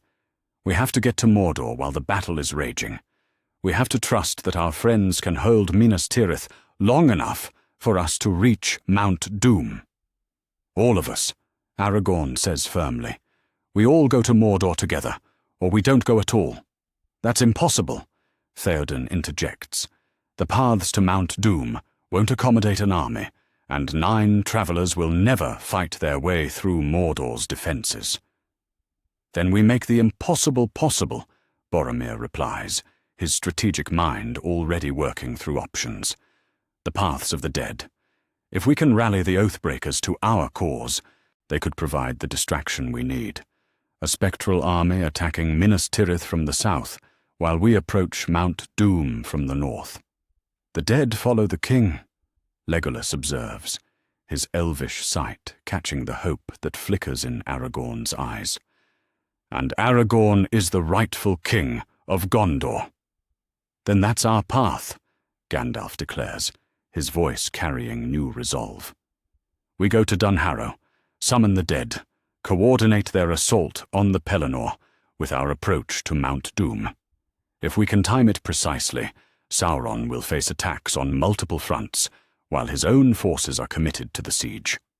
As they make their preparations to leave Orthanc, Saruman calls down from his tower one final time. You think you understand what you've seen, he says, his voice carrying across the flooded circle. You think you've gained some advantage, but Sauron has ruled for millennia, planned for every contingency. Whatever you believe you've learned, he has prepared for it. Perhaps, Gandalf replies, looking up at his former friend with something approaching pity. But he has never prepared for 9 souls united in love, strong enough to resist his greatest weapon. He has never faced the power that comes not from domination, but from trust freely given. They ride from Isengard as the sun reaches its zenith, 9 companions carrying with them intelligence that could change the course of the war. Behind them, the Tower of Orthanc stands empty, except for 2 prisoners who chose pride over wisdom, power over friendship. Ahead lies Dunharrow and the paths of the dead, where Aragorn will claim his crown and summon an army of spirits to serve the cause of the living. Beyond that lies Minas Tirith, where the greatest battle of the age will determine whether darkness or light rules the world. And beyond that, Mount Doom waits in the heart of enemy territory, where the ring that has corrupted so many will finally face its destruction at the hands of friends who refuse to let evil divide them. The Fellowship rides on, bearing the weight of terrible knowledge and the hope of impossible victory. In 6 days, the fate of Middle-earth will be decided. Everything they've fought for, everything they've sacrificed, comes down to a single moment of perfect timing and absolute trust. They've come too far together to fail now. They've proven too many times that unity can overcome any darkness. Whatever Sauron has prepared, whatever traps await them in Mordor, they'll face them as they've faced everything else since the Bridge of Khazad-dûm. Together. Chapter 8. The Paths of the Dead. There are places in Middle-earth where the living are not meant to walk, where ancient oaths bind restless spirits to purposes they can neither fulfill nor abandon. The entrance to the Paths of the Dead yawns before the Fellowship, like a wound in the world itself. Darkness so complete it seems to drink in light and give nothing back. They stand at the threshold together, 9 friends facing the unknown, and even Gandalf's power feels subdued here. The dead do not rest easy, the wizard explains, his voice barely above a whisper, as if speaking louder might wake things better, left sleeping. They broke their oath to Isildur, fled when Middle-earth needed them most. For 3,000 years they have wandered these paths, seeking release that can only come through fulfilling their ancient promise. Aragorn stares into the darkness, feeling the weight of his bloodline more keenly than he has since learning his true name. And if they refuse? If the oath means nothing to those who have already broken it once? Then we find another way, Sam says simply, his gardener's practicality cutting through the supernatural dread that clings to this place. We've come this far together, haven't we? No bunch of dead folk is going to stop us now. The confidence in the hobbit's voice surprises them all, but it's exactly what they need to hear. Frodo reaches over and squeezes his friend's shoulder, drawing strength from Sam's unwavering loyalty. Around them, the others straighten as well, Boromir's soldier bearing asserting itself, Legolas and Gimli moving closer together, Merry and Pippin flanking their larger companions with the determination that has carried them through every trial. "We go together," Gandalf declares, raising his staff so that its light pierces a few feet into the oppressive gloom. Whatever lies within these paths, we face it as the Fellowship. The descent begins in silence, broken only by their footsteps echoing off unseen walls. The darkness here isn't natural. It's the accumulated weight of broken promises, of honor forsaken, of oaths sworn and abandoned. But as they move deeper into the mountain's heart, something unexpected begins to happen. The Fellowship's unity becomes a light of its own, not visible, but felt, a warmth that pushes back against the supernatural cold. Where lone travelers might be overwhelmed by the despair that permeates these passages, 9 souls bound by love and trust create something that even the dead can recognize and respect. "They're watching us," Legolas murmurs, his elvish senses detecting presences that mortal eyes cannot see. "Following us, but not threatening. Not yet." "Good," Gimli grunts, though his hand rests firm on his axe handle. "Let them watch. Let them see what the living can accomplish when they stand together." It's Frodo who first sees them clearly, pale figures standing in alcoves carved from the living rock, their eyes carrying the particular anguish of those who have failed in their hour of testing. The ring's influence makes him sensitive to their pain in ways his companions cannot share, and what he sees fills him with unexpected compassion. "They're afraid," he realizes aloud. Not of us, but of what we represent. We're everything they failed to be.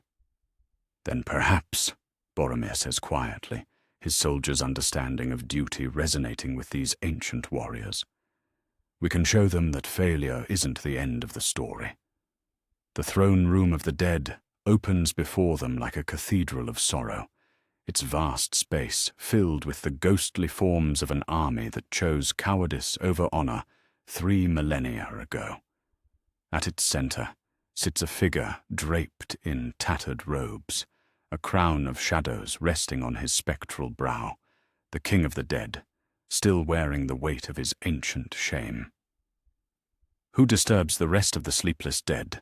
The voice echoes from everywhere and nowhere, carrying the hollow authority of one who commands through suffering rather than strength. Aragorn steps forward, and in that moment he seems to grow taller, more regal, as if the bloodline of Isildur finally flows freely through his veins. I am Aragorn, son of Arathorn, heir of Isildur. I come to claim what is mine by right, and to offer what you have sought for 3,000 years, the chance to fulfill your oath.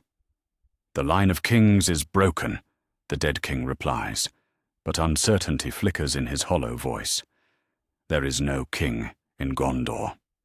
There is now, Boromir declares, stepping up beside Aragorn with the authority of one who has served in Gondor's guard. I am Boromir, son of Denethor, captain of the White Tower. I have seen this man's courage, witnessed his nobility, fought beside him in defense of the free peoples. By the oath I swore to protect Gondor. I acknowledge Aragorn as my rightful king. The words ring through the vast chamber with the force of truth, and the dead stir as if waking from a long dream. But it's not just Boromir's testimony that moves them. It's the sight of 8 companions standing united behind their king, their loyalty visible even to spirits who have forgotten what such bonds look like. You bring the living into the realm of the dead, the king observes, his gaze moving over each member of the fellowship in turn. Why do they follow you? What power do you wield over them? No power, Aragorn replies. Only friendship freely given, trust earned through trial, love that chooses to endure even when endurance seems impossible. Gandalf steps forward then, his staff blazing with controlled radiance that illuminates the throne room without banishing its shadows. We offer you the same choice, King of the Dead. Not compulsion, but invitation. Not threats, but hope. Serve willingly, and find the honor that has been lost to you. The dead king rises from his throne, ancient armor clanking with spectral sound. And if we serve, if we fight, what guarantee do we have that this will truly free us from our curse? The guarantee, Sam says, his voice carrying across the chamber with surprising authority, that we'll fight beside you. We're not asking you to do this alone, same as we've never done anything alone. We're all in this together. For a long moment, the only sound is the whisper of air through passages carved in the world's youth. Then the dead king's laughter rings out, hollow but genuine, the first honest emotion he's expressed in centuries. In 3,000 years of wandering these paths, no living soul has offered to stand beside us in battle. All have come demanding service, threatening punishment, claiming authority. But you, he looks again at the fellowship, seeing them truly for perhaps the first time. You offer partnership. We offer what we've always offered each other, Merry says simply, a chance to do something that matters, together. The dead king bows then, not the grudging acknowledgement of a servant to master, but the respectful salute of one ally to another. Then we will serve, Aragorn, son of Arathorn, but not because we must, because we choose to. Because you have shown us what we forgot in our hour of testing, that honor lies not in being without fear, but in acting despite it. Around them, the vast chamber fills with spectral forms, thousands of warriors who have waited 3 millennia for a second chance at honor. But as they pledge themselves to Aragorn's service, they pledge themselves also to the fellowship that stands with him, to the idea that victory comes through unity rather than domination. There is more, the dead king says, as they prepare to depart. Intelligence you will need for the battles ahead. Sauron's forces move not only by land. Ships bearing the black sail approach the Anduin from the south, reinforcements from Umbar and Harad that would tip the balance at Minas Tirith. How many ships? Boromir asks, his tactical mind immediately grasping the implications. 50 black sails, perhaps more. They carry 10,000 warriors trained in the desert wars, equipped with siege engines and fire weapons unknown to the defenders of Gondor. The dead king's expression grows grim, even by spectral standards. Your living armies, brave though they may be, cannot face such numbers and hope to prevail. Then we'll have to make sure they don't face them alone, Aragorn declares. Can your people reach the ships before they land? We are the dead, Lord King. We can reach anywhere the wind blows and the water flows. If you command it, not one of those ships will reach the Pelennor. As they emerge from the paths of the dead into the grey dawn light, the Fellowship finds itself leading an army unlike any in the history of Middle-earth. The dead follow them, not as slaves bound by ancient curses, but as allies united in common purpose. Behind them, the mountain passages echo with the sound of spectral feet, thousands of warriors finally given the chance to reclaim their honor. How long to reach Minas Tirith? Legolas asks, his elvish sight able to make out the distant peaks that mark their destination. For the living, 3 days of hard riding, Aragorn replies. For the dead. He looks back at their ghostly army, still marveling at how completely this moment has exceeded his expectations. They can travel faster than any horse, unimpeded by terrain or weather. Then we coordinate, Gandalf decides, his strategic mind working through the timing they'll need. The dead take the ships at Pelagia. We reach Minas Tirith as the battle begins. And while Sauron's attention is focused on the siege, we make our final approach to Mount Doom. Frodo touches the ring through his shirt, feeling its weight shift as they move closer to their ultimate destination. The burden remains crushing, but surrounded by 8 friends and an army of the redeemed, he begins to believe, truly believe, that they might actually succeed.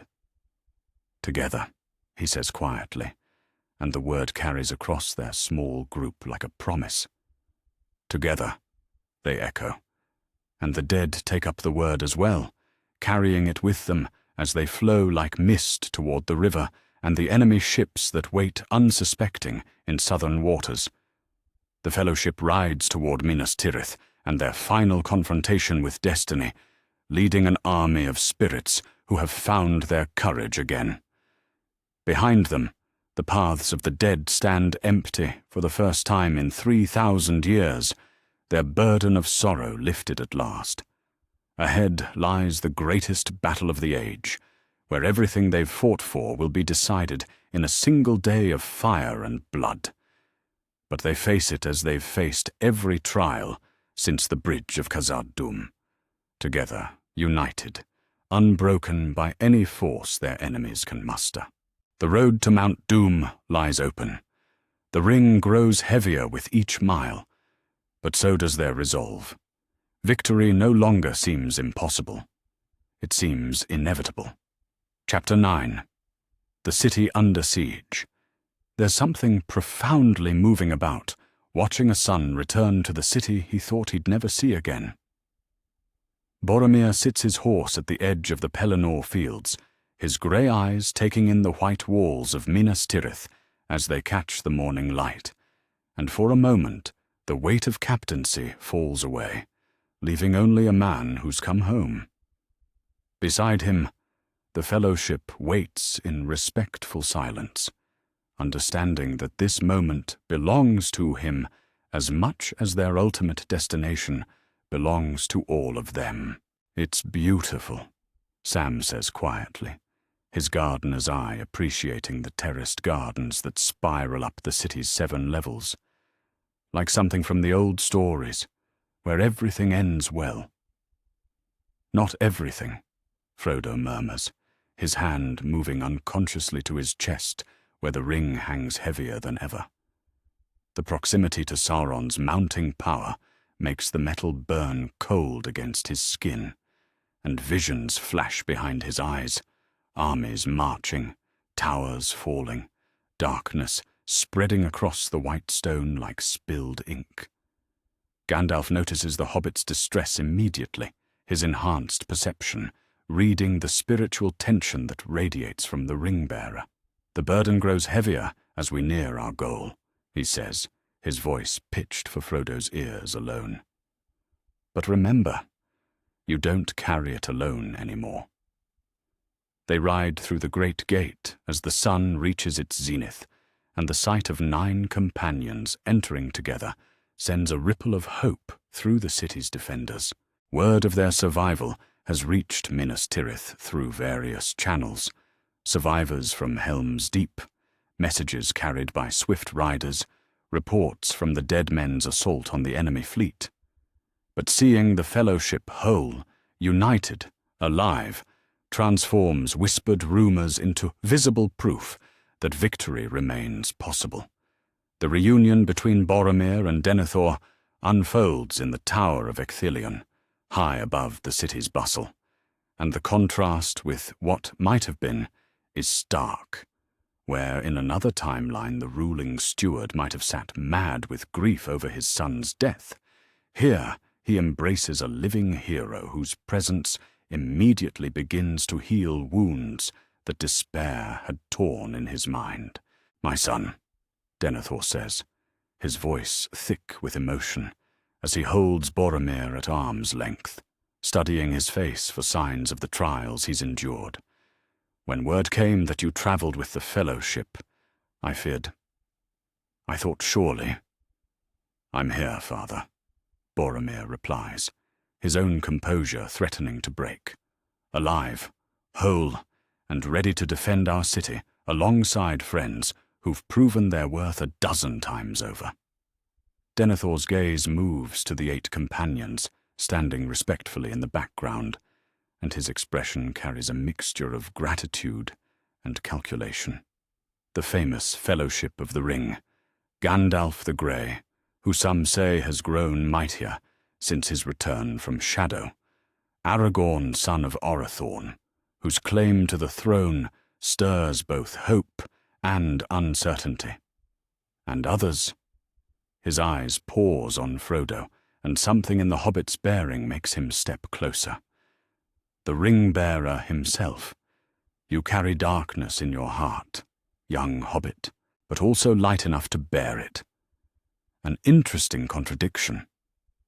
"He carries hope," Sam interjects, his loyalty making him bold in the presence of royalty, and 8 friends who won't let him face his burden alone. The conversation that follows shapes the defense of Minas Tirith in ways that military historians will debate for generations. Where other councils might have focused solely on walls and weapons, gates and guard rotations, this planning session considers factors that no siege in history has confronted. Gandalf spreads his hands over a map of the city, and power flows from his fingers into the parchment, creating a living representation of Minas Tirith's defenses. "I can strengthen the walls," he explains, white light tracing the city's perimeter. "Not permanently, but long enough to blunt the initial assault. The gates especially. I can weave protections that will hold against anything short of Grond itself." And the harbour? Aragorn asks, his tactical mind considering every approach. The dead have performed beyond all expectation, Boromir reports, having received updates through the city's signal system. 50 ships of Umbar lie beneath the Anduin's waters, their crews scattered to whatever realm awaits Oathbreakers who serve darkness. The southern reinforcements Sauron counted on will not arrive. Denethor's expression brightens at this news, his strategic mind immediately grasping the implications. Then we face only the armies of Mordor and their eastern allies. Significant, but not the overwhelming force that would have broken us. There's more, Legolas adds, his elvish sight reading details others might miss on the living map. Prince Imrahil's forces from Dol Amroth have made better time than expected. They'll arrive as the battle begins, giving us fresh troops when we need them most. But it's the smaller details that reveal how completely the Fellowship's presence has transformed this confrontation. Merry and Pippin work with the city's stewards to coordinate supply lines and evacuations routes, their hobbit practicality proving invaluable for logistics no one else thought to consider. Gimli consults with the weapons smiths, his dwarven expertise improving the effectiveness of siege engines and defensive emplacements. As the sun sets behind the western mountains, painting the white city in shades of gold and crimson, the Fellowship takes its positions for the siege they know will begin with dawn. But unlike any previous battle they've fought, this one carries the weight of absolute finality. Success means the ring can be destroyed, while Sauron's attention is focused elsewhere. Failure means darkness, triumphant, across all of Middle-earth. Frodo stands on the citadel's highest tower, looking east toward the darkness that spreads across the horizon like a tide of malice. The ring's whispers have grown constant now, promising power, promising victory, promising an end to suffering if only he would claim it. But when Sam joins him at the tower's edge, when the other 6 members of the Fellowship gather around them both, the whispers fade to manageable background noise. "It's almost over, isn't it?" Pippin asks, his young voice carrying a wisdom earned through trials no hobbit should have to endure. "One way or another, this is where it ends." "This is where it begins," Gandalf corrects, but his tone carries hope rather than foreboding. "Where we discover what Middle-earth becomes when its people choose to stand together rather than fall apart." The siege begins before dawn, darkness giving birth to darker shapes as Sauron's armies spread across the Pelennor fields like a living shadow. But the defenders of Minas Tirith are ready as they've never been ready before, their preparations guided by wisdom that encompasses both magical and mundane concerns. Gandalf's enhanced defenses hold longer than anyone dared hope, the city's walls blazing with silver fire that makes the attacking orcs falter and stumble. From the ramparts, Legolas's arrows find their targets with mathematical precision, while below in the courtyard, Boromir coordinates the defense with the calm efficiency of one who's faced impossible odds and learned they're not actually impossible. But it's when the Witch King of Angmar arrives before the Great Gate, his fell presence causing horses to scream and strong men to weep, that the true test begins. The voice that emerges from his hood carries the authority of one who ruled in darkness since before the founding of Gondor. "You have come to die," he proclaims, his words echoing off stone walls with supernatural force.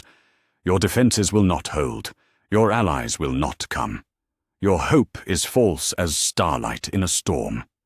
"No," comes a voice from the walls above. Aragorn standing tall in the morning light with Andúril gleaming in his hand.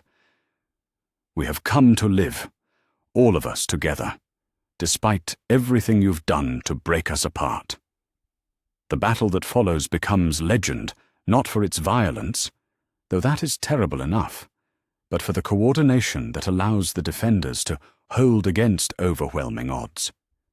Every movement is calculated, every resource deployed with maximum efficiency, every ally's arrival timed to the moment when their strength is needed most. The Rohirrim crest the hill as planned, their war cries echoing across the battlefield as Éomer leads them in a charge that crashes into the Orc army's flank. Prince Imrahil's knights from Dol Amroth arrive simultaneously from the south, their blue banners adding to the defenders' strength precisely when the Orcs think victory is within reach. Throughout it all, the Fellowship fights not as 9 individuals, but as a single organism, each member supporting the others in ways that transcend normal military coordination. Sam guards Frodo's back as the ring-bearer struggles with whispers that grow stronger with every orc that falls. Merry and Pippin dart through the chaos, carrying messages and medical supplies, their courage inspiring everyone they encounter. As the day wears on and the battle reaches its climax, Frodo feels the ring's influence peak with the proximity of so much death and darkness. For a moment, standing in the courtyard with blood and smoke swirling around him, he almost succumbs, almost claims the ring, and ends all this suffering with power no force in Middle-earth could resist. But then Gandalf's hand falls on his shoulder, and Sam appears at his other side, and suddenly all 8 of his companions are there, forming a protective circle around him while the battle rages just yards away. "Not alone," Aragorn says firmly. "Whatever you're facing, you don't face it alone." "Never alone," Boromir adds, his voice carrying absolute conviction. "That's what we've learned, what we've proven. Unity is stronger than any darkness." The ring's whispers fade to frustrated murmurs as Frodo draws strength from his friend's presence. Around them, the tide of battle begins to turn, not through individual heroism or magical intervention, but through the simple power of people working together for something larger than themselves. As the sun reaches its zenith, Sauron's forces begin their retreat, unable to maintain their assault in the face of unified resistance. The siege of Minas Tirith is broken, the city saved, the alliance of free peoples proven stronger than the Shadow's malice. But even as they celebrate this victory, the Fellowship knows their ultimate test still awaits. Somewhere beyond the Morannon, Mount Doom burns against the sky, calling them to complete what they started at Rivendell so long ago. They've proven that unity can triumph over division, that hope can outlast despair, that 9 friends standing together can change the fate of the world. Now comes the final test, carrying that unity into the heart of darkness itself, where the ring waits to be destroyed and Middle-earth's future to be decided. The Fellowship stands ready. Their friends stand with them, and for the first time since this quest began, victory seems not just possible but inevitable. Chapter 10. The Battle of the Black Gate. There's a particular kind of courage that comes only to those who have nothing left to lose except everything they love. Watch the army of the West as it approaches the Black Gate of Mordor, 7,000 soldiers marching into the jaws of certain death, and you can see it in their bearing, not the reckless bravado of the young, but the steady determination of those who understand exactly what they're walking toward, and choose to walk there anyway. At the head of the column rides the Fellowship, 9 companions who began this journey as strangers, and now move with the perfect synchronization of a single heart beating in 9 chests. They've come farther together than anyone thought possible, survived trials that should have scattered them to the winds, and now they face the final test of their unity against the greatest concentration of evil Middle-earth has ever seen. "Remember," Gandalf says, as they crest the last rise before the Morannon becomes visible, his voice carrying to each member of the fellowship, despite the wind that whips across the desolate landscape. This is not about winning the battle. This is about buying time, creating the distraction that allows our friends to complete their mission. Frodo and Sam ride at the column's heart, protected by the other 7, but increasingly burdened by the ring's proximity to its source. The hobbit's face has grown gaunt over the past days, the weight of his burden carving lines that make him look decades older than his years. But his eyes remain clear, fixed on the smoking peak of Mount Doom that rises beyond the Black Gate like a promise of ending. "How much farther?" Sam asks quietly, his own voice tight with the strain of watching his dearest friend struggle against forces no hobbit was meant to resist. "Not far now," Frodo replies, and his hand moves unconsciously to his chest, where the ring hangs heavier than stone, colder than winter wind. When the battle begins, when all of Sauron's attention turns to the gate, we make our final approach. Just the 2 of us, like we always planned. "Not just the 2 of you," Boromir corrects, his soldiers' hearing catching words meant to be private. "All of us. Every step of the way, even if we can't walk it with you." The Black Gate looms before them, like the maw of some primordial beast, its iron doors standing open to reveal the darkness beyond. From the shadows emerge shapes that chill the blood, orcs in numbers beyond counting, trolls bearing weapons that could shatter city walls, fell beasts circling overhead with riders whose very presence makes horses scream in terror. But it's the figure that appears atop the gate itself that draws every eye, a robed form whose face is hidden behind a helm of ancient malice. The mouth of Sauron speaks with a voice that carries across the battlefield like the sound of tombs opening. "So," he calls down to the army of the West, his words dripping with mockery, "the fools of Gondor and Rohan come to die at our master's threshold. How fitting." Aragorn spurs his horse forward, Anduril blazing in his hand as he answers with the authority of a king reclaiming his birthright. "We come as the free peoples of Middle-earth, united against tyranny. I am Aragorn, son of Arathorn, heir of Isildur, rightful king of Gondor.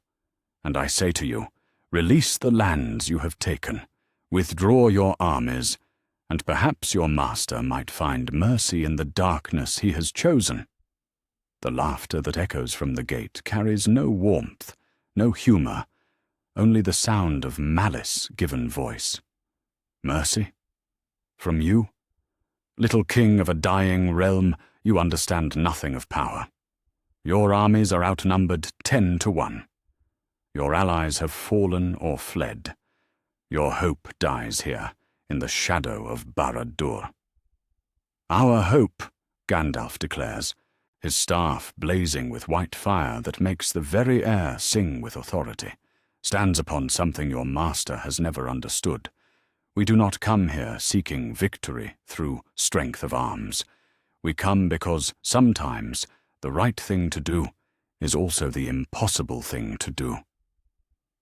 "Pretty words," the mouth replies, but something in his tone suggests uncertainty. "Your wizard speaks of impossible things while possible death surrounds you. Look upon our armies and despair, for this is the end of all that you have built." It's Legolas who answers next, his melodious voice carrying across the battlefield with elvish clarity. "We have looked upon your armies, servant of shadow.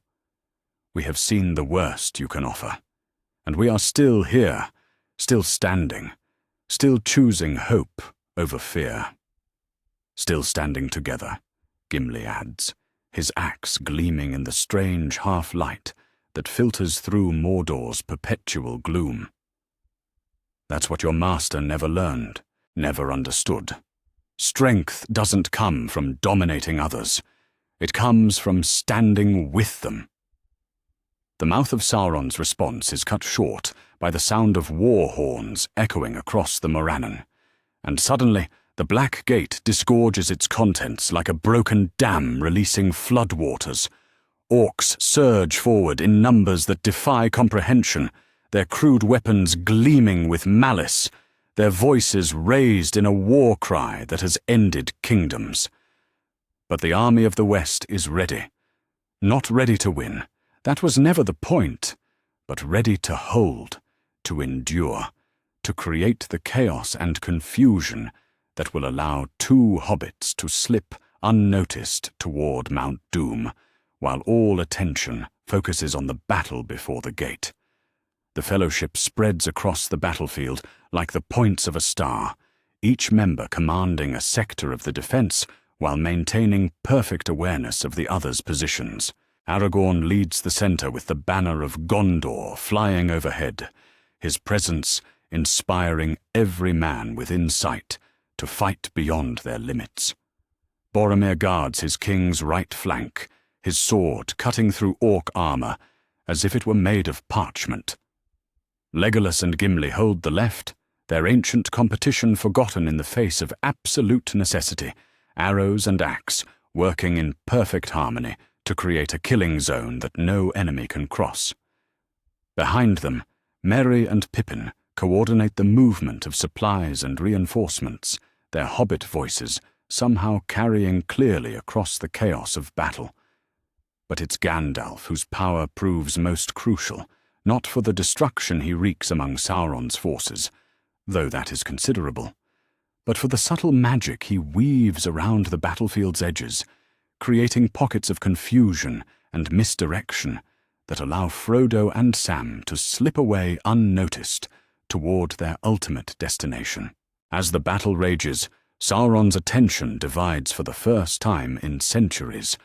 The eye that has searched ceaselessly for the ring-bearer finds itself drawn to the impossible sight of 9 companions fighting as one, their unity a force he has never encountered and cannot easily understand.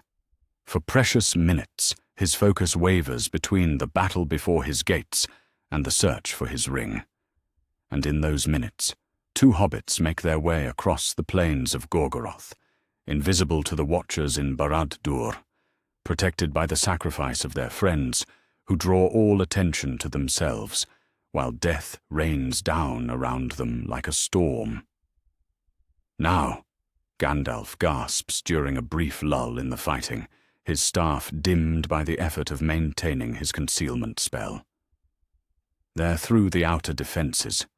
Whatever happens next, we've given them their chance.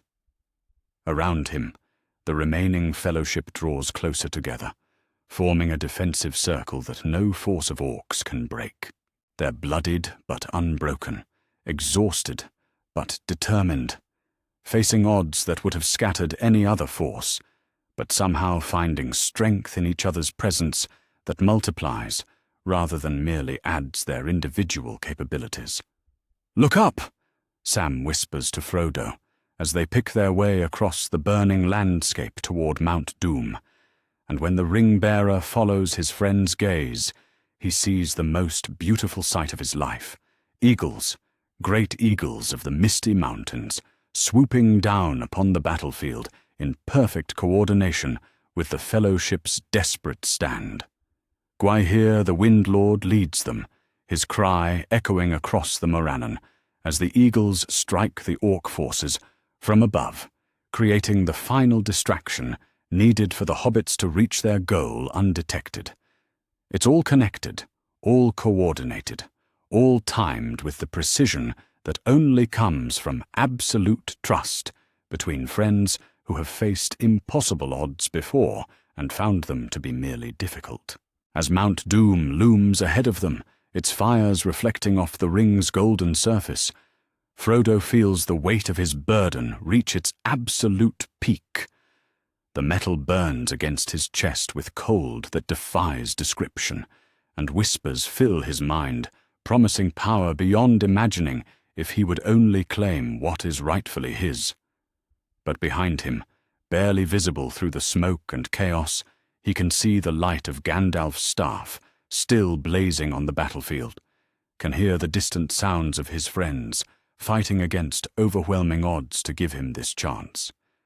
Their trust in him, their willingness to die for his mission, becomes the strength he needs to take the final steps toward the Sammath Naur. The Battle of the Black Gate rages on, 7 against 70,000, impossible odds faced with impossible courage.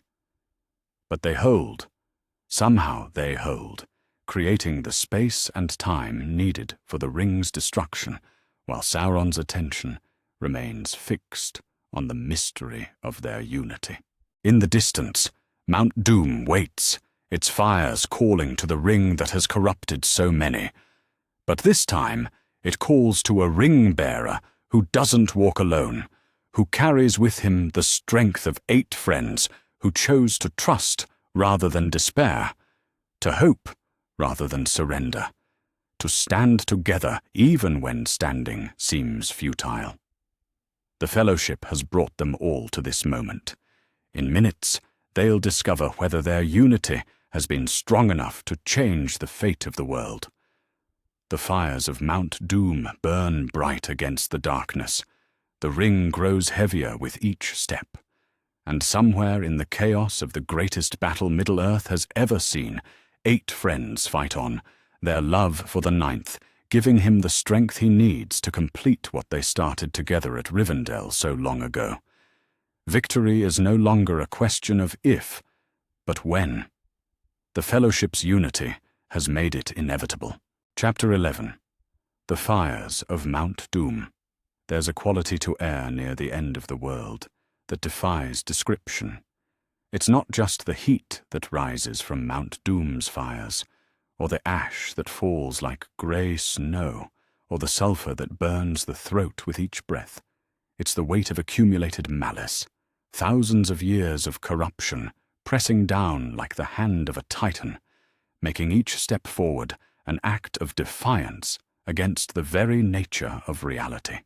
Frodo feels it most keenly as he and Sam make their final approach to the Sammath Naur, the ring burning against his chest with cold that goes beyond physical sensation into something that touches his soul directly. But there's something else in the air as well, something that shouldn't exist in this place of ultimate darkness.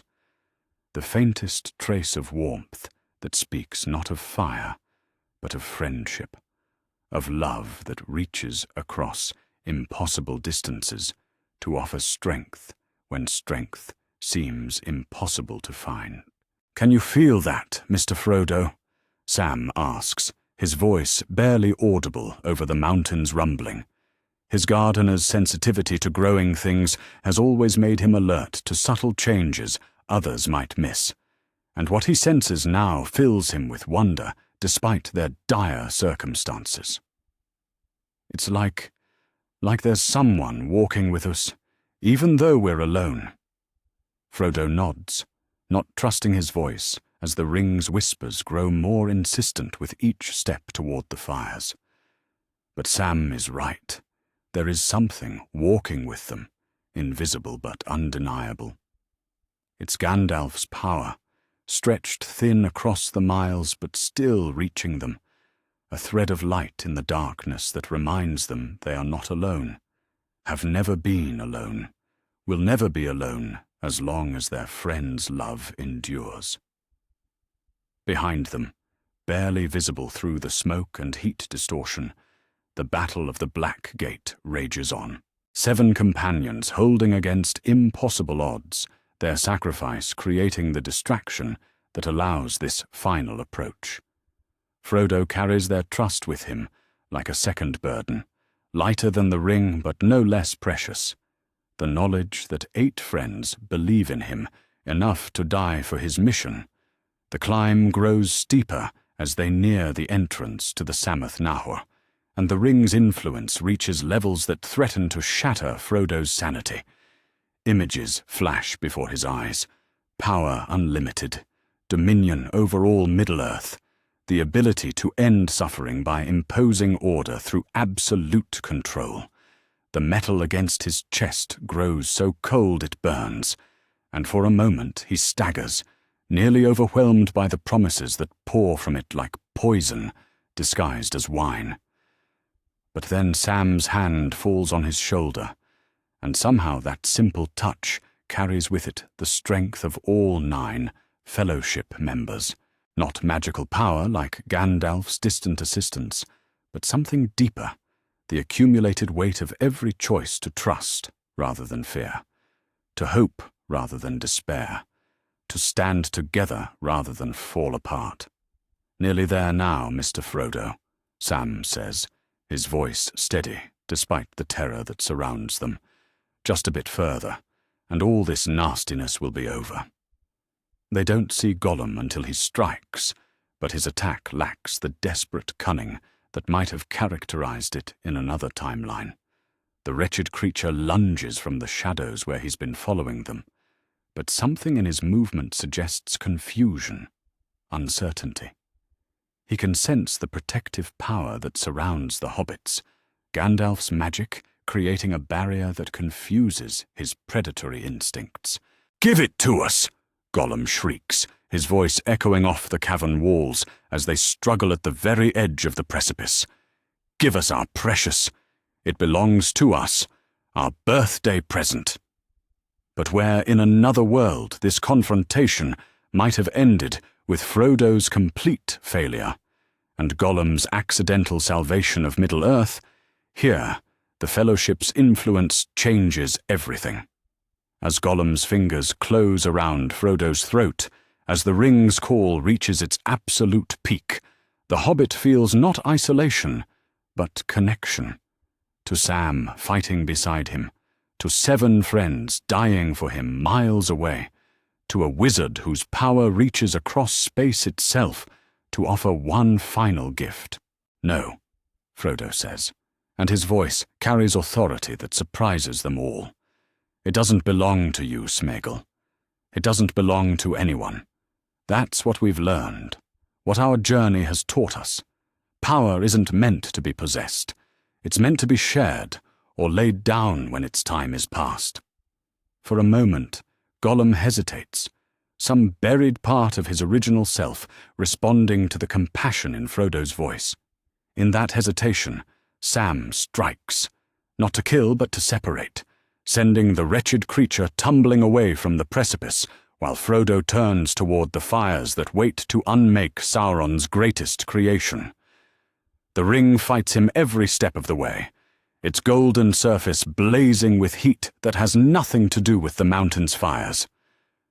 As Frodo extends his hand over the precipice, the metal seems to grow heavier, colder, more malevolent, as if all the darkness in Mordor has concentrated itself into this single moment of choice. "I can't," he gasps, the words torn from him by forces beyond his control. "It's too strong. I can't let it go." But then Gandalf's voice reaches him, not through the air but directly into his mind, carrying with it all the power the wizard drew from the secret fire at Moria, and all the love that has bound the Fellowship together through every trial. "You don't have to let it go alone, my dear hobbit," the voice says, warm with affection and bright with absolute conviction. "We're all here with you, all of us together, as we've been from the beginning." And suddenly they are, not physically, but in every way that matters. Frodo feels Aragorn's quiet strength, Boromir's fierce loyalty, Legolas's elvish grace, Gimli's dwarven determination, Merry and Pippin's irrepressible courage. But most of all, he feels Sam's love, unwavering and absolute, the foundation upon which all other friendships have been built. "Together," he whispers, and opens his hand. The ring falls into the fires of Mount Doom, not because he lacks the strength to claim it, not through accident or another's intervention, but because he chooses, consciously, deliberately, supported by 8 friends whose love has proven stronger than any darkness, to let it go. What follows defies description. The sound that erupts from the mountain isn't merely volcanic. It's the scream of malice thwarted, of corruption purified, of an ancient evil finally meeting its end. The ground shakes with force that threatens to bring down the mountain itself, but Frodo and Sam feel none of it. They're caught up in light that blazes from the destroyed ring, power returning to its source, darkness fleeing before an radiance that speaks of hope fulfilled. Miles away at the Black Gate, the Fellowship feels the moment of victory as a physical sensation, a lifting of oppression they've carried so long they'd forgotten what it felt like to breathe freely. Sauron's tower falls with thunder that echoes across all of Middle-earth, and his armies flee in terror as their master's power breaks like a dam before flood waters. But the Fellowship's attention isn't on their defeated enemies. It's on the smoking peak of Mount Doom, where two friends have just accomplished the impossible with the support of those who love them. As one, they turn toward the mountain, their faces bright with joy and relief, and the knowledge that everything they've fought for has finally come to pass. The eagles arrive as the mountain's convulsions begin to subside. Gwaihir the Windlord leading them in perfect formation toward the peak where two hobbits wait for rescue. But this time, the eagles don't carry away only Frodo and Sam. They carry news of victory to 7 friends who've earned the right to witness the conclusion of their quest, gathering the entire Fellowship as Mount Doom erupts in celebration rather than destruction. As they fly away from the chaos of Mordor's collapse, Frodo looks back once at the fires that claimed the ring, and for the first time in months, he feels no weight against his chest, no whispers in his mind, no burden that threatens to crush his spirit. The ring is gone, unmade, its power scattered to the winds. But what remains is stronger than any artifact ever forged. The bonds between 9 friends who chose to trust each other even when trust seemed impossible. "It's over," Sam says, his voice filled with wonder as he looks down at Middle-earth spread beneath them like a map come to life. "Really over." "No," Gandalf corrects, but his tone carries joy rather than contradiction. "It's beginning. Everything we've fought for, everything we've sacrificed to achieve. Now comes the work of building something worthy of that sacrifice." Below them, the armies of the free peoples celebrate victory, but their celebration feels incomplete without the ones who made it possible. And above them, 9 friends fly toward a future they've earned through trial and trust, carrying with them the knowledge that when people choose to stand together rather than fall apart, even the darkest power cannot prevail. The Fellowship endures. Middle-earth is free. And somewhere in the distance, the Shire waits for the return of heroes who never wanted to be heroes, who found their courage not in isolation, but in love, and who proved that the smallest person can change the course of the future when they don't walk alone. The ring is destroyed. The quest is complete. But the story of 9 friends who saved the world by refusing to let evil divide them, that story has only just begun. Chapter 12. The Age of Men. There's something about the quality of light after great darkness has been lifted that makes even familiar things seem new again. Watch the sun rise over Minas Tirith in the weeks following Sauron's defeat, and you can see it in the way the white stone seems to glow from within, as if the city itself has remembered what it was built to represent. The same light touches the faces of the Fellowship as they stand together in the citadel's highest tower, looking out over a world that has been fundamentally changed by their refusal to let evil divide them. "It's remarkable," Frodo says quietly, his voice carrying the peaceful exhaustion of someone who has finally set down a burden too heavy for any one person to bear. How different everything looks when you're not afraid it might all disappear tomorrow. Around him, his 8 companions nod in understanding. The ring's destruction has lifted more than just the threat of Sauron's return. It has removed the shadow that has hung over Middle-earth for 3 ages, allowing hope to take root in places where it had seemed impossible.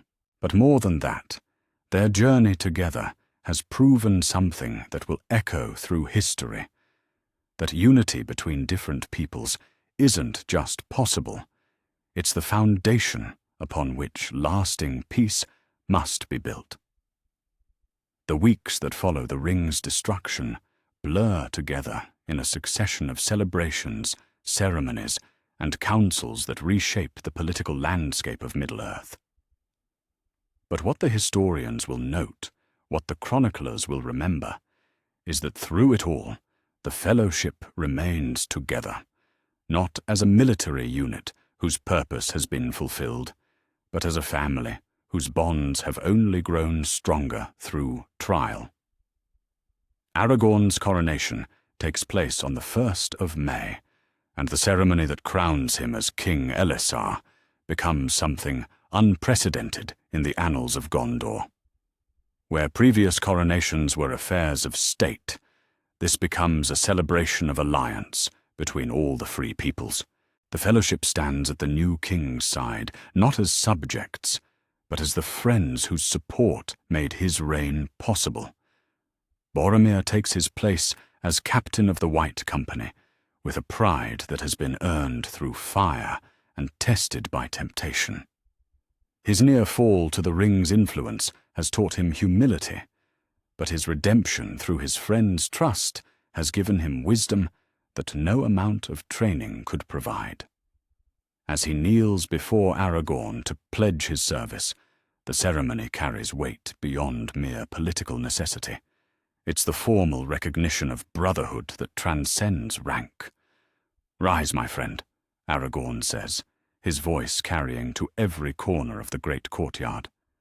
"In this new age, we stand together not as king and subject, but as companions who've proven that different peoples can achieve what none could accomplish alone." Gandalf watches the ceremony from the steps of the citadel, his staff dim but steady in his hands.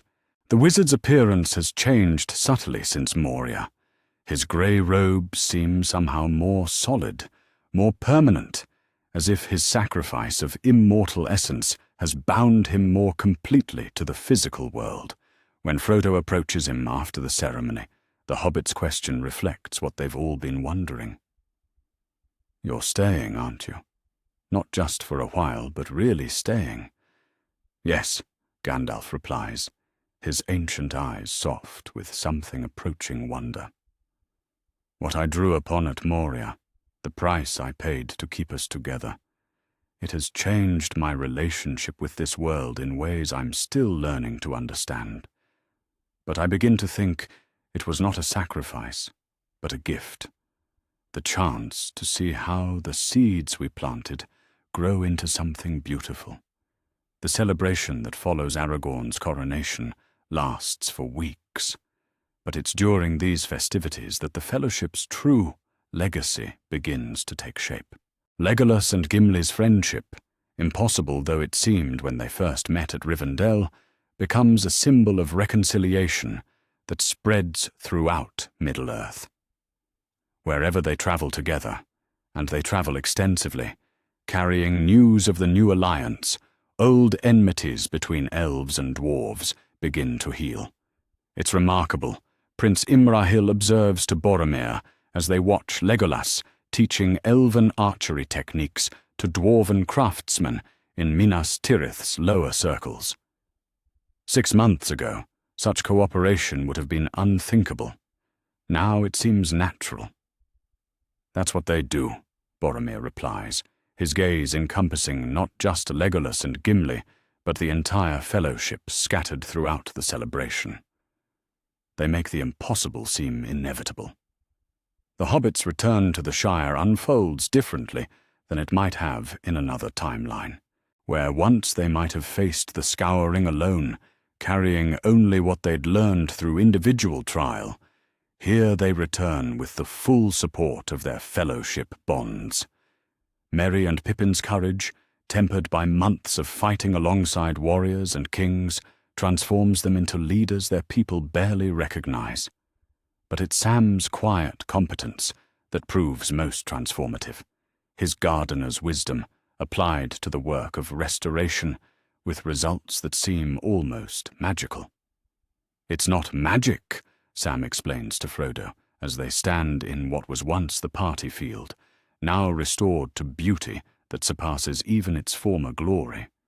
"It's just what happens when you tend things properly, with love and patience and the knowledge that you're not working alone." Frodo nods, understanding more than Sam perhaps intends. The hobbit who carried the ring has found his own form of restoration, not through dramatic healing, but through the gradual return of simple pleasures, good food, comfortable chairs, the laughter of friends who've seen the worst of what the world offers and chosen to focus on the best. The decision about the Grey Havens, when it comes, surprises no one who's watched Frodo closely since their return. But it's not the decision that might have been made in another world, born of wounds that couldn't heal and burdens too heavy to bear. This is a choice made from strength rather than weakness, from wholeness rather than brokenness. "I think," he tells the Fellowship when they gather in Bag End one autumn evening, golden light slanting through windows that look out on gardens lovelier than any he could have imagined. "I'd like to see what the undying lands have to offer. Not because I can't find peace here, but because peace here has taught me I'm ready for whatever comes next." "When?" Gandalf asks, though his tone suggests he already knows the answer. "When we're all ready," Frodo replies simply.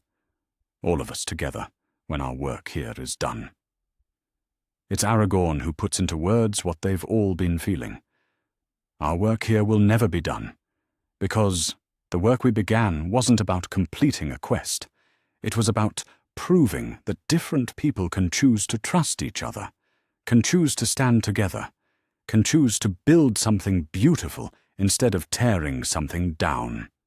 The years that follow bear out the wisdom of this observation. The Fourth Age begins not with the passing of the elves and the fading of magic, but with the flowering of cooperation between peoples who had spent centuries viewing each other with suspicion. The Fellowship's example spreads like ripples from a stone cast into still water, touching kingdoms and communities far beyond their direct influence. Legolas establishes new bonds between the woodland realm and the kingdoms of men, his friendship with Gimli serving as proof that old enmities need not define future relationships. Gimli's people prosper as never before, their craftsmanship enhanced by elven artistry, their isolation ended through alliances that bring mutual benefit rather than exploitation. The hobbits become inadvertent ambassadors for the simple truth that size and strength matter less than courage and loyalty. Merry serves as a bridge between the Shire and Rohan, his friendship with Éomer growing into a formal alliance that protects both peoples. Pippin's service to Denethor evolves into a counselorship that brings hobbit wisdom to the governance of Gondor itself. But perhaps most importantly, the Fellowship as a whole becomes a living symbol of what Middle-earth can accomplish when its peoples choose unity over division. Their annual gatherings in Rivendell, Minas Tirith, and the Shire become festivals that draw representatives from every corner of the known world, celebrations of diversity that strengthen rather than threaten the bonds between different cultures. Years pass, and the Fellowship grows older but no less close. They watch as the world they helped shape continues to evolve, as the seeds of cooperation they planted bear fruit in ways they could never have anticipated. Wars still come, Problems still arise, conflicts still threaten the peace. But they're met not by isolated peoples fighting alone, but by alliances that have learned the fellowship's greatest lesson, that standing together makes even the strongest opponent surmountable. When the time finally comes for Gandalf to take ship at the Grey Havens, when his work in Middle-earth reaches its natural conclusion despite his altered nature, he doesn't sail alone. The fellowship that began with 9 companions from Rivendell ends as it lived, together united, carrying with them the knowledge that they've changed the world not through individual heroism, but through collective love. Standing on the white ship as the Shire grows distant behind them, Frodo looks back once at the world they're leaving and feels not sorrow, but satisfaction. They've done more than destroy a ring, more than defeat a dark lord, more than save Middle-earth from conquest. They've proven that different peoples can choose to see each other as family rather than enemies, can choose to build rather than destroy, can choose hope over fear, even when fear seems more reasonable. The ship sails west toward the undying lands, carrying 9 friends who've learned that the greatest adventures aren't about the places you go or the enemies you face, but about the people you choose to stand with when standing seems impossible. Behind them, Middle-earth continues the work they began, the endless, joyful work of proving every day that unity is stronger than division, that love is more powerful than fear, that the smallest person can indeed change the course of the future when they don't walk alone. The Fellowship of the Ring sails toward whatever comes next, their bonds unbroken by distance or time, their legacy living on in a world that has learned to see difference as strength rather than threat. They've given Middle-earth something more valuable than peace. They've given it an example of what becomes possible when people refuse to let anything break the ties that bind them together. The Age of Men has begun, but it's an age shaped by the Fellowship's example, an age that remembers that the greatest power in Middle-earth was never magic or strength or dominion over others, but the simple choice to stand together when standing apart would be easier. The ship sails on, carrying heroes who never wanted to be heroes, carrying friends who proved that friendship can change the world,